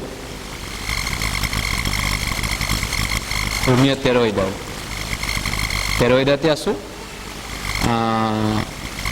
লগতে আছোঁ 11 পদৰ পৰা 14 পদলৈ। তাত বাজে 11 পদৰ পৰা মই পঢ়ি দিছোঁ। তাত বাজে তোমালোকে এই কাল জানা যে এতিয়াই টোপনিৰ পৰা সাৰ পাবৰ সময় হ'ল। কিয়নো যেতিয়া আমি বিশ্বাস কৰিলোঁ তেতিয়াতকৈ এতিয়া পৰিত্ৰাণ আমাৰ ওচৰ হ'ল। ৰাতিৰ অধিক ভাগ গ'ল, দিন ওচৰ চাপিল। এইকাৰণে আহা আন্ধাৰৰ কৰ্ম এৰি থৈ পোহৰৰ সাজ পিন্ধো হওক। কি কৈছে? ৰং ৰস আৰু মত্ততা, লম্পটতা আৰু কামাবিলাক, বিবাদ আৰু ঈৰ্ষা এইবোৰ নকৰি দিনৰ উপযুক্ত শিষ্টাচাৰণ কৰোঁ হওক। কিন্তু তোমালোকে প্ৰভু যীশুখ্ৰীষ্টক পিন্ধা আৰু অবিলাস পূৰ কৰিবৰ অৰ্থে নিজৰ নিজ নিজ মাংসৰ নিমিত্তে একো আয়োজন নকৰিবা। গতিকে এতিয়া কথাটো হ'ল ৰাতিৰ অধিক ভাগ গ'ল, বাইবেলে কৈছে দিন ওচৰ চাপিছে। গতিকে টোপনিৰ পৰা সাৰ পাবৰ সময় হ'ল। হয়, গতিকে এতিয়া পৰিত্ৰাণ আমাৰ, যেতিয়া আমি বিশ্বাস কৰিছিলোঁ তাতকৈ পৰিত্ৰাণ ওচৰতে আছে। ইয়াৰ মিনিংটো কি? আমি যেতিয়া পৰিত্ৰাণ পাইছিলোঁ এতিয়া যীশুখ্ৰীষ্ট লগ পোৱাৰ ওচৰটো বেছি চাপিছে। এতিয়া দ্বিতীয় আগমন যীশুখ্ৰীষ্টৰ ওচৰ চাপি আছে। Second coming of Jesus Christ বহুত ওচৰতে আছেগৈ। এতিয়া বাৰ্থডে চেলিব্ৰেশ্যন কৰাৰ কাৰণে যীশু ৰখি থকা নাই, তেওঁৰ দ্বিতীয় আগমনলৈ তেওঁ ৰখি আছে, হয় না? তেওঁ দ্বিতীয় আগমনৰ কাৰণে প্ৰিপেৰেশ্যন ৰেডি কৰি আছে। হয়, গতিকে এনেকুৱা অৱস্থাত আমি আন্ধাৰৰ কৰ্মবিলাক এৰি থৈ, আন্ধাৰৰ কি কি কাম আছে? আন্ধাৰৰ কামটো হৈছে ৰং ৰস, আমোদ প্ৰমোদ, মত্ততা, শৰীৰৰ কাৰণে আনন্দ ফূৰ্তি তামাচা, দেহাটোৰ কাৰণে অকল মাংসৰ কাৰণে খোৱা বোৱা, নাচ গান, পাৰ্টি ফাৰ্টা, কি খাম, কি খানা খাম, আত্মাৰ কাৰণে নহয়। এই দুদিনীয়া পেটটো পূজা কৰা, দুদিনীয়া দেহাটোক এনজয়মেণ্ট কৰা, সেইটো হৈছে পাপীবিলাকৰ ইচ্ছাটো। পাপীবিলাকৰ ইচ্ছাটো কি? মাংসক এনজয় কৰা, মাংসটো, এই পেট পূজা কৰা। ফিলিপিয়া 3 অধ্যায়ত কৈছে পেটেই তেওঁবিলাকৰ ঈশ্বৰ, খ্ৰীষ্টৰ ক্ৰুচৰ শত্ৰু তেওঁবিলাকে। তেওঁলোকে চাৰ্চত যায়, প্ৰভু প্ৰভু বুলি কয়, গোটেই বছৰ হয়তো খ্ৰীষ্টমাছত মনত পৰে। নামদাৰী খ্ৰীষ্টানবিলাকে খ্ৰীষ্টমাছ খ্ৰীষ্টান আছে, ছানডে খ্ৰীষ্টান আছে, কিছুমানে অকল ছানডে হয় খ্ৰীষ্টান, কিছুমানে বছৰৰ আগতে এবাৰ খ্ৰীষ্টিয়ান হয় খ্ৰীষ্টমাছৰ দিনটো। আৰু তেওঁলোকে গোটেই বছৰ পেট পূজা কৰি থাকে, পেটকে পূজা কৰে, জগতক পূজা কৰে, টকাক ঈশ্বৰ বুলি মানে তেওঁলোকে, হয় নে নহয়? গতিকে পেটেই তেওঁলোকৰ ঈশ্বৰ, খ্ৰীষ্টৰ ক্ৰুচৰ শত্ৰু বুলি ফিলিপিয়াত কৈছে বাইবেলত। আৰু ইফিচিয়া 2 অধ্যায় 2 পদত কৈছে আমিও আগে মাংস আৰু মনৰ ইচ্ছা পূৰ্ণ কৰি আকাশৰ ক্ষমতাযুক্ত অধিপতিৰ দৰে অবাধ্যতাৰ সন্তানবিলাকৰ কাৰ্য সাধন কৰোঁতা আত্মাৰ দৰে আমি আগেয়ে চলিছিলোঁ। অবাধ্য সন্তান মানে যিবিলাক এতিয়াও উদ্ধাৰ পোৱা নাই, বিশ্বাস কৰা নাই যীশুৰ তেজৰ শক্তিটো। যীশুৱে যি আমাৰ পাপ মোচন কৰিছে, মুক্তি দিছে, আমাক অনন্ত জীৱন দিছে, সেই কথাবিলাক এতিয়াও নতুন জন্ম নোপোৱাবিলাকক কৈছে অবাধ্য সন্তান। অবাধ্য সন্তানবিলাকৰ মাজত শয়তানে কাম কৰি আছে, বাইবেলে কৈছে। দুষ্ট আত্মা, শয়তানে তেওঁলোকক লম্বিছে। শয়তানে লম্বিছে, তেওঁলোকে নাজানে যে শয়তানে তেওঁলোকক লম্বি আছে। এইটোতো প্ৰব্লেম। তেওঁলোক জনা হ'লেতো কিবা এটা ৰাস্তা বিচাৰিলেহেঁতেন। তেওঁলোকে নাজানে আজি। তেওঁলোকে উদযাপন কৰি পাৰ্টি, খানা পিনা খাই মস্তি কৰি আছে, পেটৰ কাৰণে পেট পূজা কৰি আছে। জগতৰ মানুহ যেনেকৈ পেট পূজা কৰে, তেওঁলোকৰ জগতৰ হিন্দু দেৱতাৰ নামত, বিহুৰ নামত, খ্ৰীষ্টমাছৰ নামত নামদাৰী খ্ৰীষ্টানবিলাকে পেট পূজা কৰে। অকল দেহা কাপোৰ কানি মানে খোৱা বোৱা পাৰ্টিৰ ব্যস্ত। আত্মা পবিত্ৰ আত্মাৰ কাৰণে নহয়, কিন্তু ভোজন বা পান কৰা ঈশ্বৰৰ ৰাইজ নহয়, ধাৰ্মিকতা, শান্তি আৰু পবিত্ৰ আত্মাৰ আনন্দ। গতিকে এতিয়া আমি উদ্ধাৰ নোপোৱা আগত আমিও কেনেকুৱা আছিলোঁ। আমিও আগে সকলোৱে মাংস আৰু মনৰ ইচ্ছা পূৰ্ণ কৰি, স্বভাৱতে আমি নিজৰ মাংস আৰু মনৰ ইচ্ছা পূৰ্ণ কৰিবলৈ দিনে নিশাই আমিও কাৰবাৰ কৰিছিলোঁ। ইপিছে 2:3 কৰিছোঁ। এই দেহাটোৰ কাৰণে আমিও জীয়াই আছিলোঁ। পেটটো আমাৰ ঈশ্বৰ আছিল আগতে, ঈশ্বৰক নজনা আগতে। আমাৰ বডিটো ঈশ্বৰ আছিলে, যিমান পাৰে বডিটো সন্তুষ্ট কৰা, সেইটোৱেতো আমাৰ দেৱতা আছিল আগতে। সেইকাৰণে পাপীবিলাকে এতিয়া সেইটোৱে কৰি আছে। পাপীবিলাকৰ কাৰণে এই বডিটো, দেহাটোৱে ঈশ্বৰ, আত্মাটো নহয়, পবিত্ৰ আত্মাটো নহয়। এই দেহাটোক খুৱাই বোৱাই পিন্ধাই মানে যিমান পাৰে ভাল খানা, ভাল গড়, ভাল কাপোৰ, ভাল জীৱন, পাপী মানুহবিলাকে সেইটো ভাল পায়। আৰু সেইটোৱে শয়তানৰ পলিচি হয়। যদি আদি পুস্তকে আপুনি পঢ়েগে, পাপ কৰাৰ পিছত ঈশ্বৰে সাপক হাও দিছিলে, তুমি পেটেৰে গতি কৰিবি আৰু গোটেই জীৱনৰ ধূলি খাবি তুমি। You will eat the dust all the life. God cursed the serpent. সাপে জানো ধূলি খায়? ধূলি এইটো হয় বডিটো। এই বডিটোক সাপে খাব, শয়তানে ইউজ কৰিব পাপ কৰিবৰ কাৰণে। দুদিনীয়া মাংসৰ লোভ, লালচ, বেবিচাৰ, চুৰ, ঠগবাজ, মিছা, লম্পট, যিমান পাৰে এনজয় কৰিবৰ কাৰণে শয়তানে খাব। আত্মাটোক তাৰপিছত নৰকত লৈ যাব, সাৰা জিন্দগী নৰকত পানিছমেণ্ট দিব। শয়তানৰ সেই পলিচি তেওঁলোকে অলপো নাজানে, তেওঁলোকে বহুত জ্ঞানী বুলি ভাবে। পৌলে কৈছে মই শয়তানৰ চল দিব নিবিচাৰোঁ। 2 Korinthe 2:8 কৈছে তাৰ পৰিকল্পনা মই নজনা নহয়, আমি জানো তাৰ পৰিকল্পনা। গতিকে সেই শয়তানে মানুহক আজি এনজয়মেণ্ট কৰিব দিছে, আত্মাৰ নহয়, পবিত্ৰ আত্মাৰ এনজয়মেণ্ট নহয় খ্ৰীষ্টমাছৰ নামত। সেই শয়তানে আজি ভোজন পান, নাচ গান কৰিব দিছে, ফূৰ্তি কৰিব দিছে, আত্মাটোৰ কাৰণে নহয়, হলি স্পিৰিটৰ দ্বাৰা নহয়, হলি স্পিৰিটৰ কাৰণে নহয়, আত্মাৰ কাৰণে নহয়, দেহাটোৰ কাৰণে, এই দুদিনীয়া মাংসৰ কাৰণে। শয়তান ভেৰি চতুৰ, বহুত চালাক, বহুত মানুহতকৈ ওপৰত আছে তেওঁ, মানুহতকৈ বহুত টেঙৰ আছে তেওঁ। ইজ মোৰ পাৱাৰফুল দেন মেন। হয়, শয়তান আগৰ পৰাই জানে, সেইকাৰণে প্ৰথম মানুহকে তেওঁ গিৰাই দিলে। তেওঁ 6000 বছৰ আগতে মানুহক ডিফিট কৰিছে, মানুহক জয় কৰিছে। কিন্তু তেওঁলোক নাজানে আজি বা বহুত মানুহ এই বিষয়টো। গতিকে এইকাৰণে এতিয়া মাংসৰ নিমিত্তে আমোদ প্ৰমোদ বাইবেলে আয়োজন নকৰিবা, তাৰ বদলি যীশুখ্ৰীষ্টক পিন্ধা। যীশুখ্ৰীষ্ট কোন হয়? পবিত্ৰ আত্মা হয়, আত্মা হয় তেওঁ। এই আত্মাৰ কাম কেনেকৈ কৰিব আপুনি মই? আত্মাৰে কেনেকৈ চলিব? বাইবেলে কৈছে দায়খাৰকেৰে মতলীয়া নহ'বা। পিছে 5 কৈছে 18 পদত, কিন্তু পবিত্ৰ আত্মাৰে পৰিপূৰ্ণ হোৱা। Be fill with the holy spirit, be fill with holy spirit. কেনেকৈ পবিত্ৰ আত্মাৰে পৰিপূৰ্ণ কৰিব? এইটোৱে হৈছে ৰিয়েল খ্ৰীষ্টমাছ। আত্মাৰে পৰিপূৰ্ণ হোৱা। মাংসৰ ভাৱ মৃত্যু, ৰোমিয়া 8:8 কৈছে। আত্মাৰ ভাৱ জীৱন আৰু শান্তি।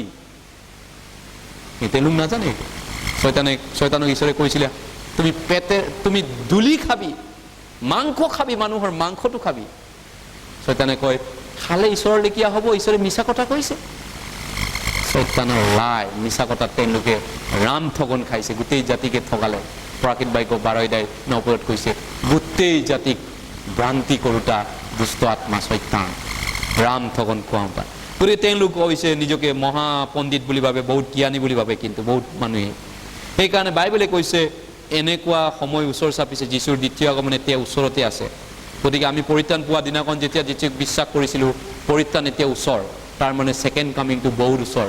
যীশুৰ বাৰ্থডেটো ওচৰ নহয় প্ৰিয়সকল, যীশুৰ জন্মদিন ওচৰ নহয় এতিয়াৰ পৰা। সেইটো হিষ্টৰী আছিলে 2000 বছৰ আগত। তেওঁৰ ছেকেণ্ড কামিং বহুত ওচৰতে আছে হা দ্বিতীয় প্ৰথম পিতৰলৈ গৈছোঁ প্ৰথম পিতৰ 3 অধ্যায় প্ৰথম পিতৰ 3 অধ্যায় প্ৰথম পিতৰ 3 অধ্যায় প্ৰথম পিতৰ 4 অধ্যায় আচলতে 4 অধ্যায় 3 পদ 4 অধ্যায় 3 পদ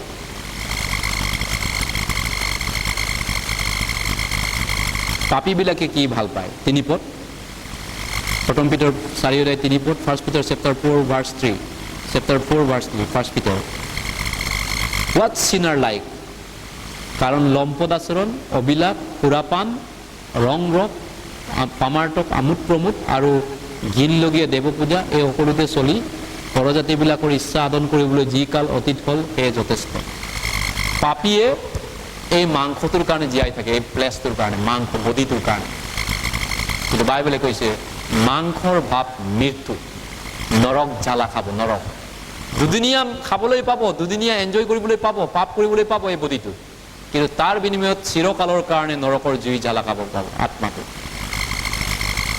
মতি 16:26 যীশুৱে কৈছে কাৰণ কোনোবা গোটেই জগতখন পায়ো গোটেই লাইফটো এনজয় কৰিও নিজৰ প্ৰাণটো যদি তেওঁ হানি কৰে নিজৰ সোলটো যদি হেৰুৱায় তেওঁ কি লাভ থাকিল নিজৰ প্ৰাণৰ বদলি আপুনি কি দিব ঈশ্বৰক নিজৰ প্ৰাণটো হেৰুৱাব বিচাৰে 100 বছৰৰ পিছত আৰু খতম হ'ব বিচাৰে 100 বছৰে মাত্ৰ জীয়াই থাকিব বিচাৰে আমিতো 100 বছৰ মাত্ৰ আছো কোনোবা যদি জীয়াই থাকে আজিতো ক'ব নোৱাৰো 100 বছৰ আছো নে নাই কিন্তু 70 বা 80 বছৰ আয়ুস দিছে 100 বছৰ ধৰি লৈছো 100 বছৰৰ পিছত আপোনাৰ কি আশা নাই নেকি আৰু ইমানে নেকি আপুনি ইমানে 100 বছৰ পেটটো চলিব এই পেটটো এই দেহাটো তাৰ পিছততো পেটটো নাথাকিব বুঢ়া বুঢ়ী হ'ব খাব নোৱাৰিব পিন্ধিব নোৱাৰিব চকু কমিব হাত ভৰি কঁপিব তাৰ পিছত কি কৰিবগে জীৱনটো ইমানতে খতম কৰি দিব নেকি আত্মাটো কি হ'ব ঈশ্বৰে দিয়া আত্মাটো গোটেই জগততকৈ মূল্যৱান মোক ঈশ্বৰে দিয়া সৃষ্টি কৰা মোৰ আত্মা কি হ'ব এতিয়া নৰকত থাকিব ভাল পাব নৰকৰ পানিশমেন্ট খাই ভাল পাব বহুত মানুহ এইটোৱে বিচাৰে মই নৰকতে যাম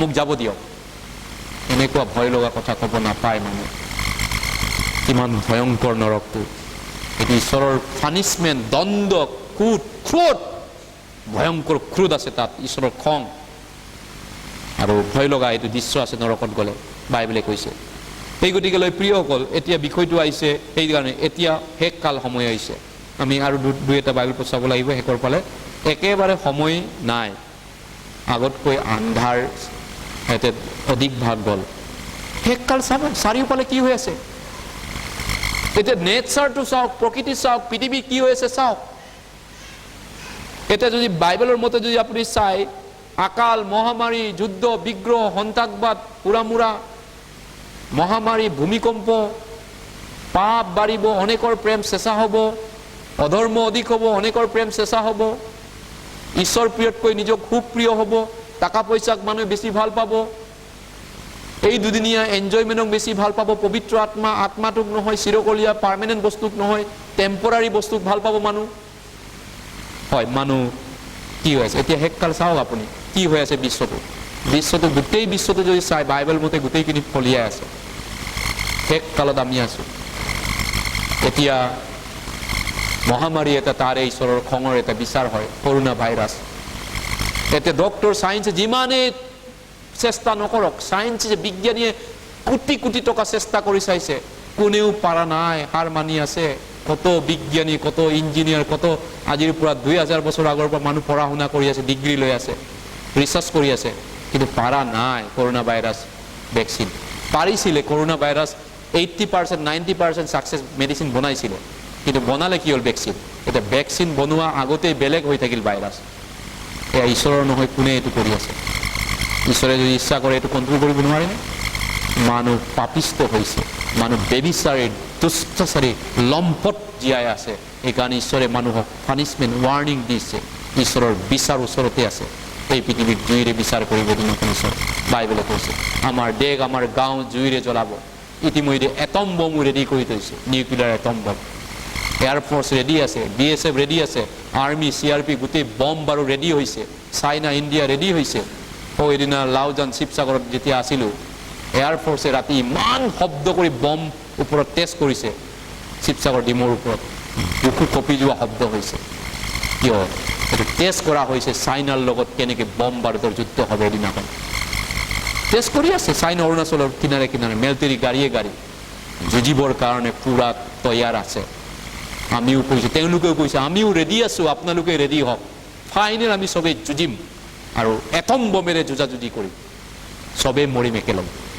সেইটোকে ঈশ্বৰে বাইবেলত লিখিছে ইতিমধ্যে জুইৰ বিচাৰ ৰেডি কৰি থোৱা আছে ইয়াৰ পৰা বাচিবলৈ আপোনাক ৰাস্তা লাগে আপুনি মই ৰাস্তাটো বিচৰা উচিত কেনেকৈ ভয়ংকৰ ঈশ্বৰৰ বিচাৰৰ পৰা ক্ৰোধৰ দিনৰ পৰা বাচিব অন্যথা এনেই পাৰ্টি খাই চেলিব্ৰেট কৰি যদি পাহৰি থাকে এই গ'ল সেইটো মানুহ সেই মানুহটো গ'ল জিন্দগী গ'ল তেওঁ আৰু ভোজ ভাত খাই পাৰ্টি খাই থকা মানুহ জ্ঞানী নহয় বাইবেলে কৈছে ৰং ধেমালি কৰা ভোজ ভাত খাই থকা সদায় পূৰ্তি কৰি থকা মানুহ তেওঁ দৰিদ্ৰ হয় অকলে দুদিনীয়া নহয় তেওঁ আত্মাত দৰিদ্ৰ হ'ব জিন্দগী নৰকত যাব তেওঁ ঈশ্বৰৰ জ্ঞান নাপাব সেই গতিকে বিশ্ব চাৰিওফালে কি হৈ আছে আপুনি যদি চাই যীশুৰ দ্বিতীয় আগমন নিচেই ওচৰতে আছে ভূমিকম্পৰ যি পৰিমাণ বাঢ়ি আছে যিটো ধৰণৰ চিটুৱেশ্যন বেমাৰ মানুহক কণ্ট্ৰল কৰিব নোৱাৰা বেমাৰ হৈ আহিছে এইটো ফালৰ পৰা আমি নিশ্চয়কৈ ক'ব পাৰোঁ এই সময়ত যীশু আহিব এনি টাইম জিহুদীবিলাকে ভাবিছিলে যীশু জন্ম হোৱা সময়ত প্ৰথম জিহুদীবিলাকে যে আমি যীশুক লগ পাম আমি মচিয়াক লগ পাম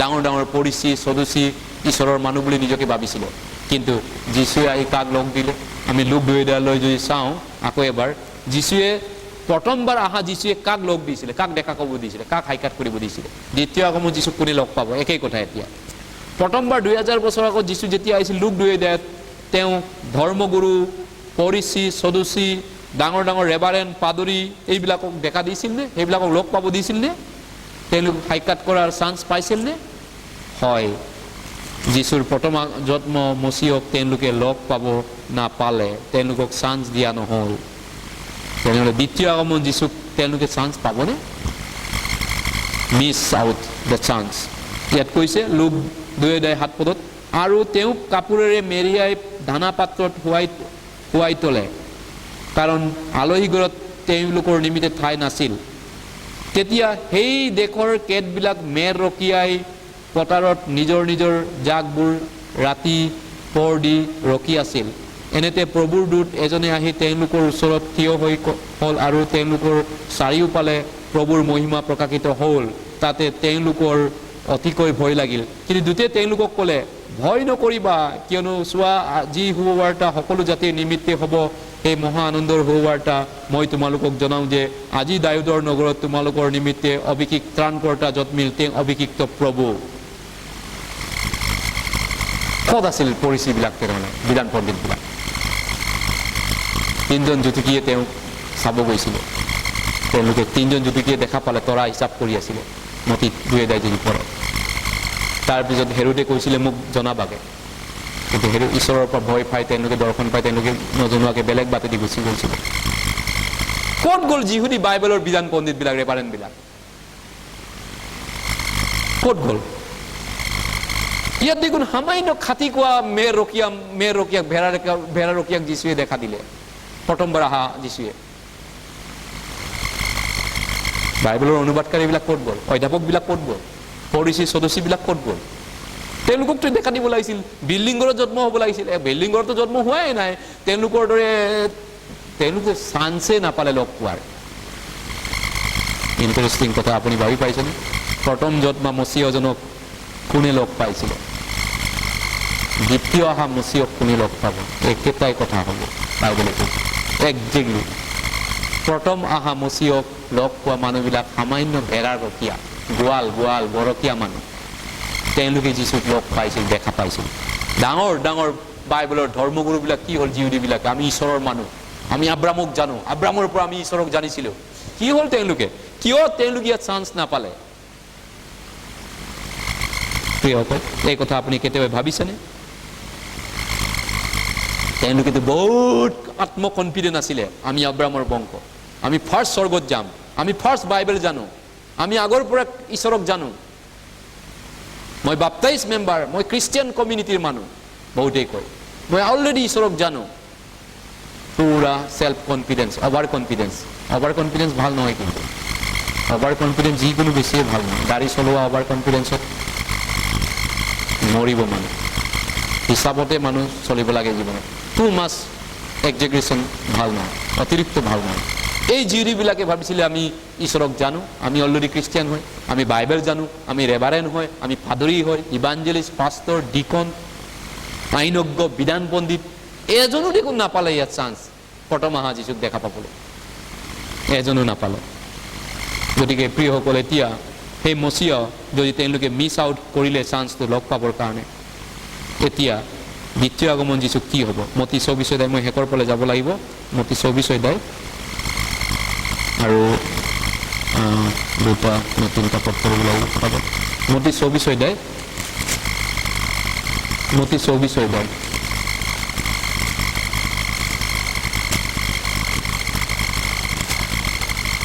মতি 24 অধ্যায় মতি 24 অধ্যায় 44 পদ, 44 পদ 44, মেথিউ 24:44। এতেকে তোমালোকে যুগুত হৈ থাকা, কিয়নো যি সময়ত তোমালোকে নাভাবা সেই সময়তে মানুহৰ পুত্ৰ আহিব। এতিয়া আহাৰ কাৰণে বাইবেল ৰেডি হ'ব কৈছে। কোনো দিন যীশুৰ জন্মৰ চেলিব্ৰেশ্যনৰ কথা বাইবেলত লিখা নাই, আৰু কোনো দিনে কৰা নাছিল প্ৰথম খ্ৰীষ্টিয়ানবিলাকে। পৌলে পিতৰে কৰা ক'তো উদাহৰণ নাই, আগৰ কালৰ সাধুবিলাকে চেলিব্ৰেশ্যন কৰা ক'তো বাইবেলৰ উল্লেখ নাই। পাচনি কৰ্মত মন্দিৰ স্থাপন কৰাৰ সময়ত নাই, কিন্তু বাইবেলে যীশুৱে কৈ গৈছে মই আহিবলৈ সময় হৈছে, ৰেডি হৈ থাকা। কিন্তু মানুহবিলাক ৰেডি নহ'ব, কি কৰিব? কি কৈছে?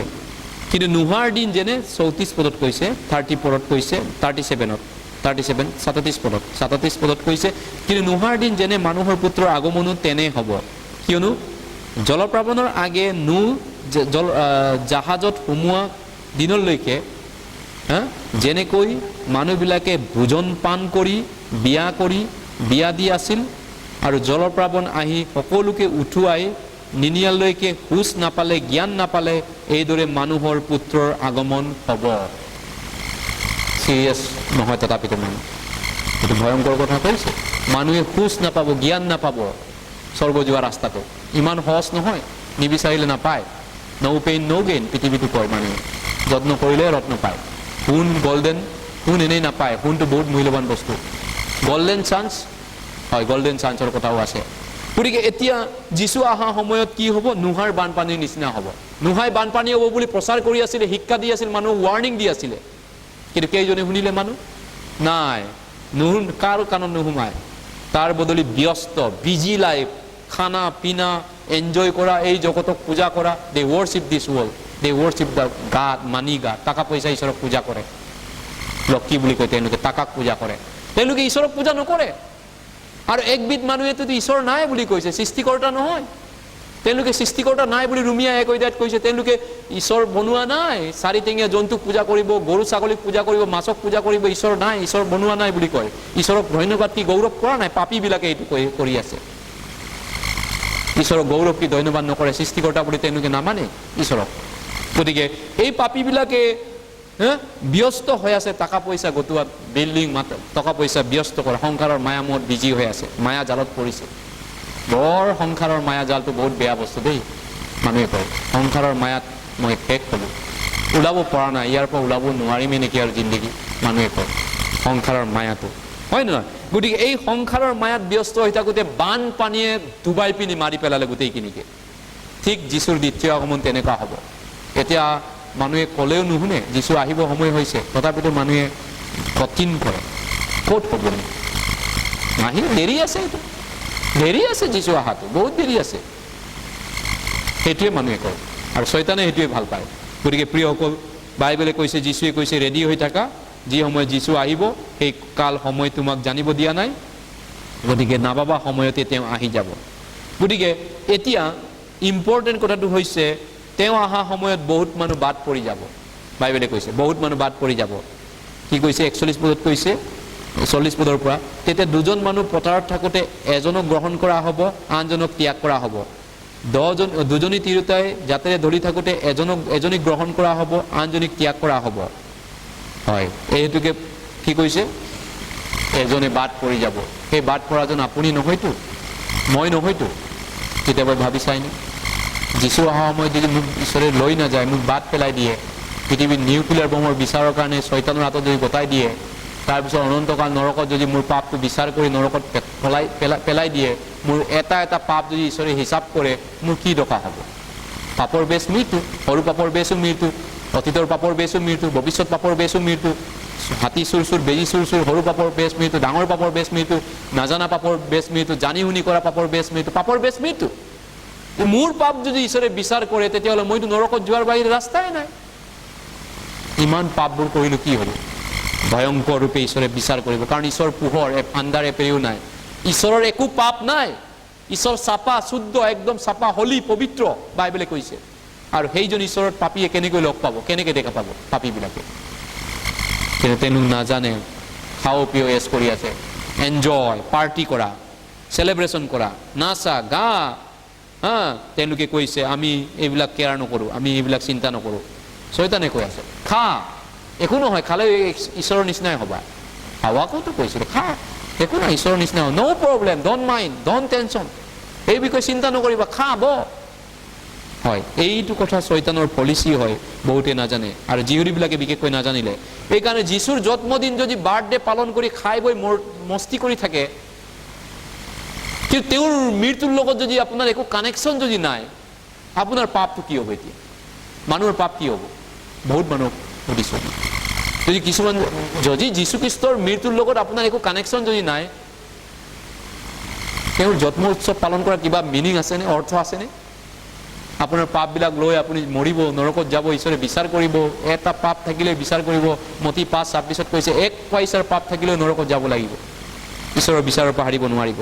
এনেই স্থলত তেওঁৰ জন্ম উৎসৱ পালন কৰা মানুহবিলাকৰ কি দশা হ'ব পাপীবিলাকৰ? কাৰণ বাইবেলে কৈছে 1 ইঞ্চি পাপ থাকিলেও ঈশ্বৰৰ পৰা হাৰিব নোৱাৰিব মানুহ। তেনেহ'লে যীশু ক্ৰুচত নমৰাকে আমি কেনেকৈ বাচিম? তেওঁৰ জন্মদিনতকৈ মৃত্যু বেছি ইম্পৰ্টেণ্ট বাইবেলত কৈছে। কাৰণ জন্মদিন 1000 বাৰ পালন কৰিলেও 70 বাৰ পালন কৰিলে কি হ'ব? তেওঁৰ মৃত্যুক যদি আপুনি মই নাজানো, মৃত্যু যদি মোৰ কানেকশ্যন নহয়। সেইকাৰণে পৌলে কৈছে যীশুৰ মৃত্যু মই দিনে নিশাই লৈ ফুৰিছোঁ মোৰ বডিত। আমি দুটা বাইবেলত চাব লাগিব। একত 2 কৰিন্থিয়াত পৌলে কৈছে মই জন্মদিন লৈ ফুৰা নাই, যীশুৰ বাৰ্থডে পালন কৰিবলৈ মই জীয়াই থকা নাই, তেওঁৰ মৃত্যুহে মই লৈ ফুৰি আছোঁ ডেইলি। হয়, বহুতেই জন্মদিনটোকে একদম মানে মহান বুলি ভাবে। জন্মদিনটো পাইছোঁ চব পালোঁ বুলি ভাবে। ন জন্মদিনটোৰ দ্বাৰা পৰিত্ৰাণ সম্পূৰ্ণ হোৱা নাই, মৃত্যুৰ দ্বাৰাহে পৰিত্ৰাণ সম্পূৰ্ণ হৈছে। 2 কৰিন্থিয়া 4 অধ্যায়, যীশুৰ জন্মৰ দ্বাৰা পৰিত্ৰাণ নিশ্চিত আমাৰ হোৱা নাই, কিন্তু তেওঁৰ মৃত্যু ক্ৰুচীয় মৃত্যুৰ দ্বাৰা ইট ইজ ফিনিছ, সিদ্ধ হ'ল বুলি যোহন 19:30 নিশ্চিত কৰিছে। গতিকে 1 কৰিন্থিয়া 4 অধ্যায় ক'লোঁ, 2 কৰিন্থিয়া 4 অধ্যায় 10-11 পদ। 2 কৰিন্থিয়া 4 অধ্যায় 10 আৰু 11 পদ আমি একেলগে পঢ়োঁ। 10 আৰু 11 পদ, যীশুৰ জীৱন আমাৰ শৰীৰত প্ৰকাশিত হ'বলৈ আমি সদায় যীশুৰ মৃত্যু শৰীৰত লৈ ফুৰিছোঁ। কিয়নো জীয়াই থকা যি আমি আমাৰ মৰ্ত দেহত বা যীশুৰ জীৱন প্ৰকাশিত হ'বলৈ আমি যীশুৰ নিমিত্তে সদায় মৃত্যুৰ হাতত সমৰ্পিত হৈছোঁ। চাওক, বাইবেলৰ নতুন নিয়ম বাইবেলৰ 14খন পুস্তক লিখা মানুহজন, আটাইতকৈ বেছি মানুহক নৰকৰ পৰা বচাই পিনি প্ৰচাৰ কৰা মানুহজন পৌলে কি কৈছে? যীশুৰ বাৰ্থডে লৈ সদায় ফূৰ্তি কৰি আছিল নে? তেওঁ উদযাপন কৰিছিল নে কোনোবা? তেওঁ কৈছে নেকি মই যীশুৰ বাৰ্থডে কেণ্ডেল জ্বলাই পালিলোঁ, চেলিব্ৰেট কৰিলোঁ বুলি? তেওঁ লিখিব পাৰিলেহেঁতেন কোনোবা জেগাত বাইবেলত। তেওঁ 14খন বাইবেলৰ নতুন নিয়ম পুস্তক লিখিছে। 14খনৰ পৰা কোনখনত তেওঁ লিখিছে যীশুৰ বাৰ্থডে কেণ্ডেল পালন কৰিলে? কাৰণ বাইবেলত 25 ডিচেম্বৰত তেওঁৰ জন্মবোৰ লিখাই নাই। কিন্তু তাৰ বদলি তেওঁ গলগতা পাহাৰত ক্ৰুচত হত হোৱা সেই ক্ৰুচৰ কথা, যীশুক তেওঁ মৃত্যুক লৈ তেওঁ দাঙি পৰিছে, যীশুৰ মৃত্যুক তেওঁ সদায় মনত ৰাখিছে। যীশুৰ ক্ৰুচৰ মৃত্যু, সেই পুৰণা নিষ্ঠুৰ ক্ৰুচ, তেওঁৰ জন্মটোক নহয়। গতিকে জন্মটোক বহুতেই গুৰুত্ব দিয়ে, অকল জন্মটো, মৃত্যুক মিনিঙে নাজানে, মৃত্যুৰ লগত একো কানেকশ্যনে নাই, অকল চেলিব্ৰেশ্যন কৰি আছে জন্মটো। মৃত্যুৰ লগত কানেকশ্যন আছেনে? হয়, মৃত্যুৰ লগত কানেকশ্যন থাকিব লাগিব। যীশুৰ জীৱন আমাৰ শৰীৰত প্ৰকাশিত হ'বলৈ আমি সদায় যীশুৰ মৃত্যু শৰীৰত লৈ ফুৰিছোঁ। মৃত্যু মোৰ শৰীৰত, যীশুৰ মৃত্যু সদায় মই দাঙি আছোঁ পৌলে কৈছে। আছেনে আপোনাৰ লগত যীশুৰ মৃত্যু ক্ৰুচটো? তেওঁৰ জন্ম আমি হয়তো দাঙি ফুৰিব নোৱাৰিম, বছৰেকৰ এবাৰ হয়তো আপুনি মনত পেলাব, কিন্তু মৃত্যু সদায় আছেনে লগত? ক্ৰুচত যিজনক আঁৰি দিয়া হ'ল সেইজনৰ মৃত্যু আছেনে মোৰ অন্তৰত? শয়নে সপোনে যীশুৰ মৃত্যু ক্ৰুচত গজাল মাৰি হত্যা কৰা সেই প্ৰভুক আপোনাৰ জীৱনত আছেনে? তেওঁক সবচে বেছি আপুনি ভাল পায়নে? তেওঁ যদি ইমান ভাল পায় আপোনাৰ মৃত্যুলৈকে তেওঁক আপোনাক সহ্য কৰিলে, ক্ষমা কৰিলে, অনন্তকাল পাপ মুচিলে, তেওঁক আপুনি ভাল পায়নে? সকলোতকৈ প্ৰথম স্থান দিয়েনে? ফাৰ্ষ্ট তেওঁৱে হয়নে আপোনাৰ ইয়াত, নে বেলেগ আছে কিবা বেলেগ কোনোবা আছে নেকি? প্ৰভুৰ বাহিৰত বেলেগ কোনোবা এজন ফাৰ্ষ্ট হয় নেকি আপোনাৰ লাইফত? তেতিয়াহ'লে মোৰ যোগ্য নহয়, কৈছে সেইজন মোৰ যোগ্য নহয়। প্ৰথম মোক যোনে ভাল নাপায় তেওঁ মোৰ যোগ্য নহয়। গতিকে সেইজন প্ৰভুক আপুনি ভাল পায়নে? এনেই জাষ্ট বহুতেই চেলিব্ৰেট কৰিব, একদিনৰ কাৰণে খাব, পাৰ্টি কৰিব, মিনিং নাজানাকৈ অদৰকাৰী আল্টু পাল্টু কৰিব। সেইকাৰণে বাইবেলে কৈছে উপদেশক 7:1 আমি জন্মদিন পালন কৰিছোঁ হয়, কিন্তু বাইবেলে কৈছে জন্মৰ দিনতকৈ কোনটো বেছি ভাল? মৰণৰ দিনটো উত্তম। ইয়েছ, হয়। আমি সুগন্ধি তেলতকৈ সুনাম উত্তম। সুগন্ধি তেল মানে আমি ড্ৰেছ আপ কৰি যিমানে চেণ্ট, ফেচ ৱাছ, যিমানে shampoo, dress up, fashion show' যিমানে আমি কৰাতকৈ, আমি নিজক দেখুওৱা চেহেৰা কাজল লগোৱাতকৈ বাইবেলে কৈছে সুনামটো বেছি উত্তম। ভাল চৰিত্ৰ নাম পোৱাটো বেছি ঈশ্বৰৰ আগত সন্মান আছে। চেহেৰাটো নহয়, সৌন্দৰ্য অসাৰ লাভন্য মিছা, জিহুৱালৈ ভয় ৰখাহে ইম্পৰ্টেণ্ট। সেইটো পিছত কৈছে। মানুহে ভাবিব পাৰে চেহেৰা চাই মোক চেণ্ট মাৰিছে, শ্বেম্পু চেপ একদম ড্ৰেছ আপ মজা কৰিবলৈ, সেইটোৱে ইম্পৰ্টেণ্ট। ন', ঈশ্বৰে কৈছে সুগন্ধি তেলতকৈ সুনাম উত্তম ঈশ্বৰৰ আগত। দুখীয়া হ'ব পাৰোঁ, মোৰ সামান্য ধনী ভাল ঘৰ নাথাকিব পাৰোঁ, মোৰ ইমান ভাল কাপোৰ নাথাকিব পাৰোঁ, মই ইমান পঢ়া শুনা নহ'ব পাৰোঁ, কিন্তু মই এজন ভাল মানুহ হয় যীশুৰ কাটিব, মই এজন ভাল খ্ৰীষ্টিয়ান হয়, সেইটো ঈশ্বৰে বিচাৰে। দামী কাপোৰ পিন্ধিলে কি হ'ল? দামী ঘৰত থাকিলেই হ'ল, দামী ঘৰৰ বিল্ডিং গাড়ী চলালে কি হ'ল? হু আৰ ইউ? আপুনি কোন হয় ঈশ্বৰৰ আগত? সেইটো ঈশ্বৰে চাই বেছি ইম্পৰ্টেণ্ট। কিন্তু সেইকাৰণে বাইবেলে কৈছে জন্মৰ দিনটোতকৈ মৰণৰ দিনটো ভাল। কাৰণ যীশুৰ জন্মদিন পালন কৰাতকৈ তেওঁৰ মৃত্যুটো পালন কৰাটো বেছি ভাল। আন ভাষাত ক'বলৈ গ'লে চবৰে বাবে, আমাৰো বাবে বাইবেলে কৈছে জন্মৰ দিনতকৈ মৃত্যুৰ দিনটো বেছি ভাল। কাৰণ জন্ম দি পিনি তেওঁ আমাক পৰিত্ৰাণ কৰা নাইতো, তেওঁ আমাক মৃত্যু দিহে পৰিত্ৰাণ কৰিলে। তেওঁ যদি জন্ম হৈ ওপৰলৈ ফু কৰি উৰি যোৱা হ'লে, ক'ত গ'ল বিচাৰি নোপোৱা হ'লে, ক্ৰুচত নমৰা হ'লে, আজি আমি নিজ নিজ পাপতেই মৰি থাকিলোহেঁতেন। যিহুদীবিলাকে কৈছিলে আমি আব্ৰামৰ বংশ, কিন্তু যীশুৱে কৈছিলে তোমালোকে মোক বিচাৰিলেও নাপাবা, নিজ নিজ পাপতে মৰিবা। এটা সময়ত নিজৰ পাপত মৰিবাগে। মই নাথাকিলে গ'ল বৰবাদ, উদ্ধাৰকৰ্তা মচিয়া নাথাকিলে নিজৰ পাপত খতম হৈ যাবা, সাৰা জিন্দগী নৰকত পানিছমেণ্ট খাবা। সেইকাৰণে যীশু নমৰিলে মোৰ জীৱনৰ একো কানেকশ্যন নাই তেওঁৰ যত্নৰ দ্বাৰা। তেওঁৰ জন্মদিন পালন কৰি মোৰ একো অৰ্থ নাই। তেওঁ যদি মোৰ কাৰণে মৰি পিনি মোক উদ্ধাৰ যদি নকৰে, মোৰ পাপ যদি মুচি নিদিয়ে অনন্তকালৰ কাৰণে। গতিকে প্ৰিয়সকল, আজি এই মিনিংটো আমি জানিছোঁ। হয়, প্ৰথম অহা যীশু এতিয়া আমাক কি কৰিবলৈ আহিছিলে? তেওঁ সামান্য ভেড়াৰখীয়াবিলাকক দেখা দিলে। প্ৰথম অহা যীশু ইমান ইজৰাইলত পণ্ডিত আছিলে, ডাঙৰ ডাঙৰ বাইবেলৰ বিধান পণ্ডিতবিলাক আছিলে, বাইবেল জনা মানুহবিলাক আছিলে, ধৰ্মগুৰুবিলাক, ডাঙৰ ডাঙৰ মানুহ আছিলে ইজৰাইলত সেই সময়ত, ফৰিচী, সদুচী, ডাঙৰ ডাঙৰ মানুহবিলাক। কিন্তু কি হ'ল? তেওঁলোকৰ পৰা ঈশ্বৰে চকুটো লুকুৱাই পিনি সামান্য ভেড়াৰখীয়াবিলাকক যীশুৰ লগ পাব দিলে তেওঁৰ জন্মৰ দিনটোত, তেওঁৰ জন্মদিনাখন। তেওঁৰ দ্বিতীয় আগমন দিনটো কাক দেখা পাব দিব? একজেক্টলি যদি যীশু আজি আহি যায়, কত ৰেবাৰেনে গিৰি পৰি মহিলাৰো সমান নহ'ব ঈশ্বৰৰ আগত, ধূলিৰ ভেলু নহ'ব। PhD, ডক্টৰেট, বাইবেলৰ পণ্ডিত, ৰেবাৰেন, ফাদৰী, ইভাঞ্জেলিষ্ট, ডিকন, বিশ্বপ, ফাদাৰ, আমুক তামুক, ধূলিৰ সমানো নহ'ব পবিত্ৰ প্ৰভুৰ আগত তেওঁলোকে। এই প্ৰথম অহা দিনাখনেও তেওঁলোকে ধূলিৰ সমানো নাছিলে, আৰু দ্বিতীয় আগমন যীশুৰ আগতো তেওঁলোকে ধূলিৰ সমানো মূল্য নাথাকিব। তেওঁলোকৰ সকলো ধৰ্ম কৰ্ম পজিশ্যন লৈ পিনি নৰকত যাব। তেওঁলোকে ইমান বাইবেল শিকি পিনি নৰকত যাব, ইমান ডিগ্ৰী লৈ পিনি, ইমান ডাঙৰ পদবী কৰি, ইমান মানুহ তেওঁলোকে দুগুণী নৰক কৰি পিনি দুগুণী নৰকত যাব তেওঁলোকে। সেইকাৰণে প্ৰিয়সকল, এইটো এটা আমাৰ কাৰণে সত্যক জনাবিলাকৰ কাৰণে দায়িত্ব আছে। আপুনি মই কিয় এইখিনি কৈছোঁ, আপোনাক মই কিয় ক'লোঁ? আপুনি মই সত্যক জানিছোঁ, বহুতেই আজি নাজানে। আজি চেলিব্ৰেশ্যন কৰিছে, কালি কৰিব, নাচিব, খাব, তেওঁলোকক এইটো শিকোৱাও নাই চাৰ্চত, আৰু শিকোৱা মানুহও নাজানে এইবিলাক কথা। অন্ধক বাদ দেখুৱাব নোৱাৰে, যীশুৱে কৈছে। তেওঁলোক একো নাজানে, কি কথা কৈ আছে হয়তো আপুনি জানিছে, শুনিছে। কিয়? আমাৰ দায়িত্ব এটা আছে, আমাৰ দায়িত্ব, ৰেছপঞ্চিবিলিটি আছে সত্যক ঘোষণা কৰাটো, সত্যক মানুহক জনোৱাটো। নহ'লে কাপুৰুষালী হ'ব, নহ'লে স্বাৰ্থপৰ মানুহ হ'ব, আমি নিজে জানি পিনি অকল নিজৰ মাজতে শেষ কৰিলে। গতিকে আপোনাৰ মোৰ ডিউটি আছে এই সত্যক জনোৱাটো। গতিকে প্ৰভুৰ আগমন তেওঁলোকৰ বাবে সুখৰ হ'বনে? শেষ বাইবেল পথ এই ৰেভাৰেণ্ড পাদৰী, এই সভা সমিতি, ডাঙৰ ডাঙৰ নেতাবিলাক, আমোচ লাষ্ট বাইবেল পথ আমোচ 5 অধ্যায়, তেওঁলোকে ভাবিছে আমি চেলিব্ৰেশ্যন কৰিম, আমি হাইয়া বায়া নাচি থাকিম, কিন্তু তেওঁলোকৰ বাবে প্ৰভুৰ আগমন অপেক্ষাটো তেওঁলোকৰ বাবে ভাল নহয়। কাৰণ তেওঁলোকে বুজিয়ে পোৱা নাই প্ৰভুৱে তেওঁলোকৰ বাবে কি মৰম দিলে তেওঁলোকক। হয়তো তেওঁলোকে আত্মাৰ সেই পৰিত্ৰাণ এতিয়ালৈকে লোৱাই নাই, তেওঁলোকে মন পালন কৰাই নাই। আমোচ পুৰণা নিয়মৰ শেষৰ পালে আমোচ কিমান পৃষ্ঠাটো কৈ দিয়া, 997।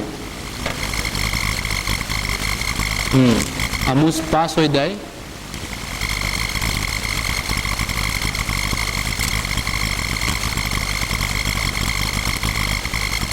আমোচ 5 অধ্যায় 18 পদৰ পৰা মই পঢ়ি দিছোঁ।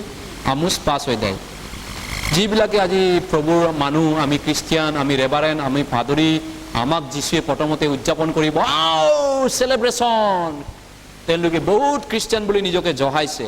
কিন্তু প্ৰভুৱে কি ৱাৰ্ণিং দিছে? প্ৰভুৰ দিন বাঞ্ছা কৰোঁ তাৰ সন্তাপ আছে। তেওঁলোকে প্ৰভুৰ দিন অপেক্ষাত আছে। তেওঁলোকে ভাবে আমিয়ে স্বৰ্গত যাম, প্ৰথমতে আমি ভাল খ্ৰীষ্টান, আমি তোতকৈ আগত হৈছোঁ, তইতো কালি পৰহি হোৱা বুলি কয়, আমি জন্মৰ পৰা খ্ৰীষ্টান। কিন্তু প্ৰভুৰ দিন বাঞ্ছাকাৰী যি তোমালোকৰ সন্তাপ হ'ব। তোমালোকে কিয় যি হোৱাৰ দিনলৈ বাঞ্ছা কৰিবা? সেয়ে পোহৰ নহয়, আন্ধাৰহে হয় তোমালোকৰ বাবে।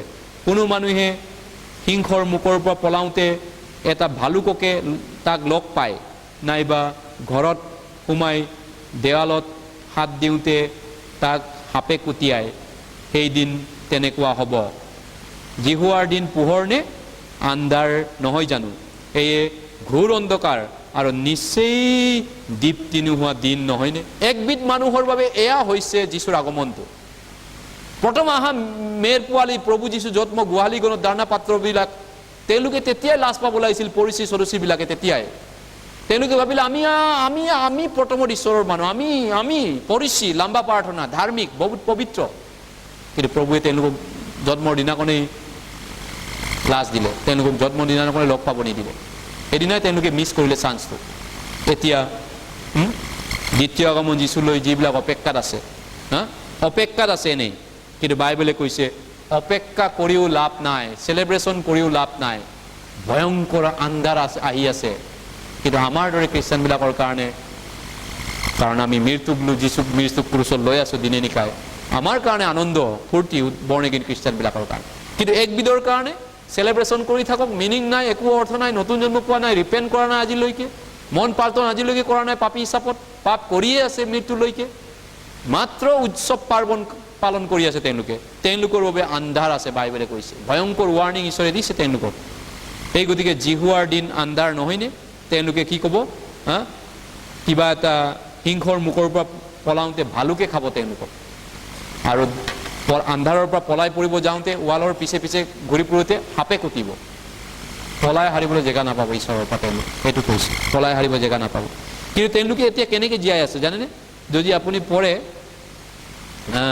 27-21 পদত কৈছে, মই তোমালোকৰ উৎসৱবোৰ ঘিণ কৰোঁ, তুচ্ছ কৰোঁ, মই তোমালোকৰ ধৰ্ম সভাবোৰৰ সুগ্ৰাণ নলওঁ, তোমালোকে মোৰ উদ্দেশ্যে তোমালোকৰ হোম বলি আৰু বৈক্য-নৈবেদ্য উৎসৰ্গ কৰিলেও মই সেইবোৰ গ্ৰহণ নকৰিম, নাইবা তোমালোকৰ মংগলাৰ্তক বলি সুস্থপুষ্ট পহুলৈ দৃষ্টি নকৰিম। মোৰ পৰা তোমালোকৰ গানৰ ধ্বনি দূৰ কৰা, কিয়নো মই তোমালোকৰ নেবল যন্ত্ৰৰ বাদ্য শুনিব নোখোজোঁ। হয়, ইমান কথা কৈছে নহয়, কিন্তু তেওঁলোকেতো ভাবাই নাই এইটো কথা, তেওঁলোক চিন্তাই কৰা নাই। তেওঁলোকে কৈছে আমি বেছি ভাল, তহঁতে কি জানো, তুমি কি জানা, তেওঁলোকে কয়। গতিকে কিন্তু বাইবেলে কৈছে তহঁতৰ উৎসৱবোৰ মোৰ ঘিণ লাগে, সভা সমিতি ঘোষণা মোৰ ঘিণ লাগিছে, তোমালোকৰ মেৰ উৎসৱ পৰ্ব আৰু তোমালোকৰ হোম বলি বৈক্য-নৈবেদ্য আৰু সেইবোৰ মই গ্ৰহণ নকৰিম, তোমালোকৰ মংগলাৰ্তক বলি উৎসৱ মই গ্ৰহণ নকৰিম। মোৰ পৰা তোমালোকৰ গানৰ ধ্বনি দূৰ কৰা।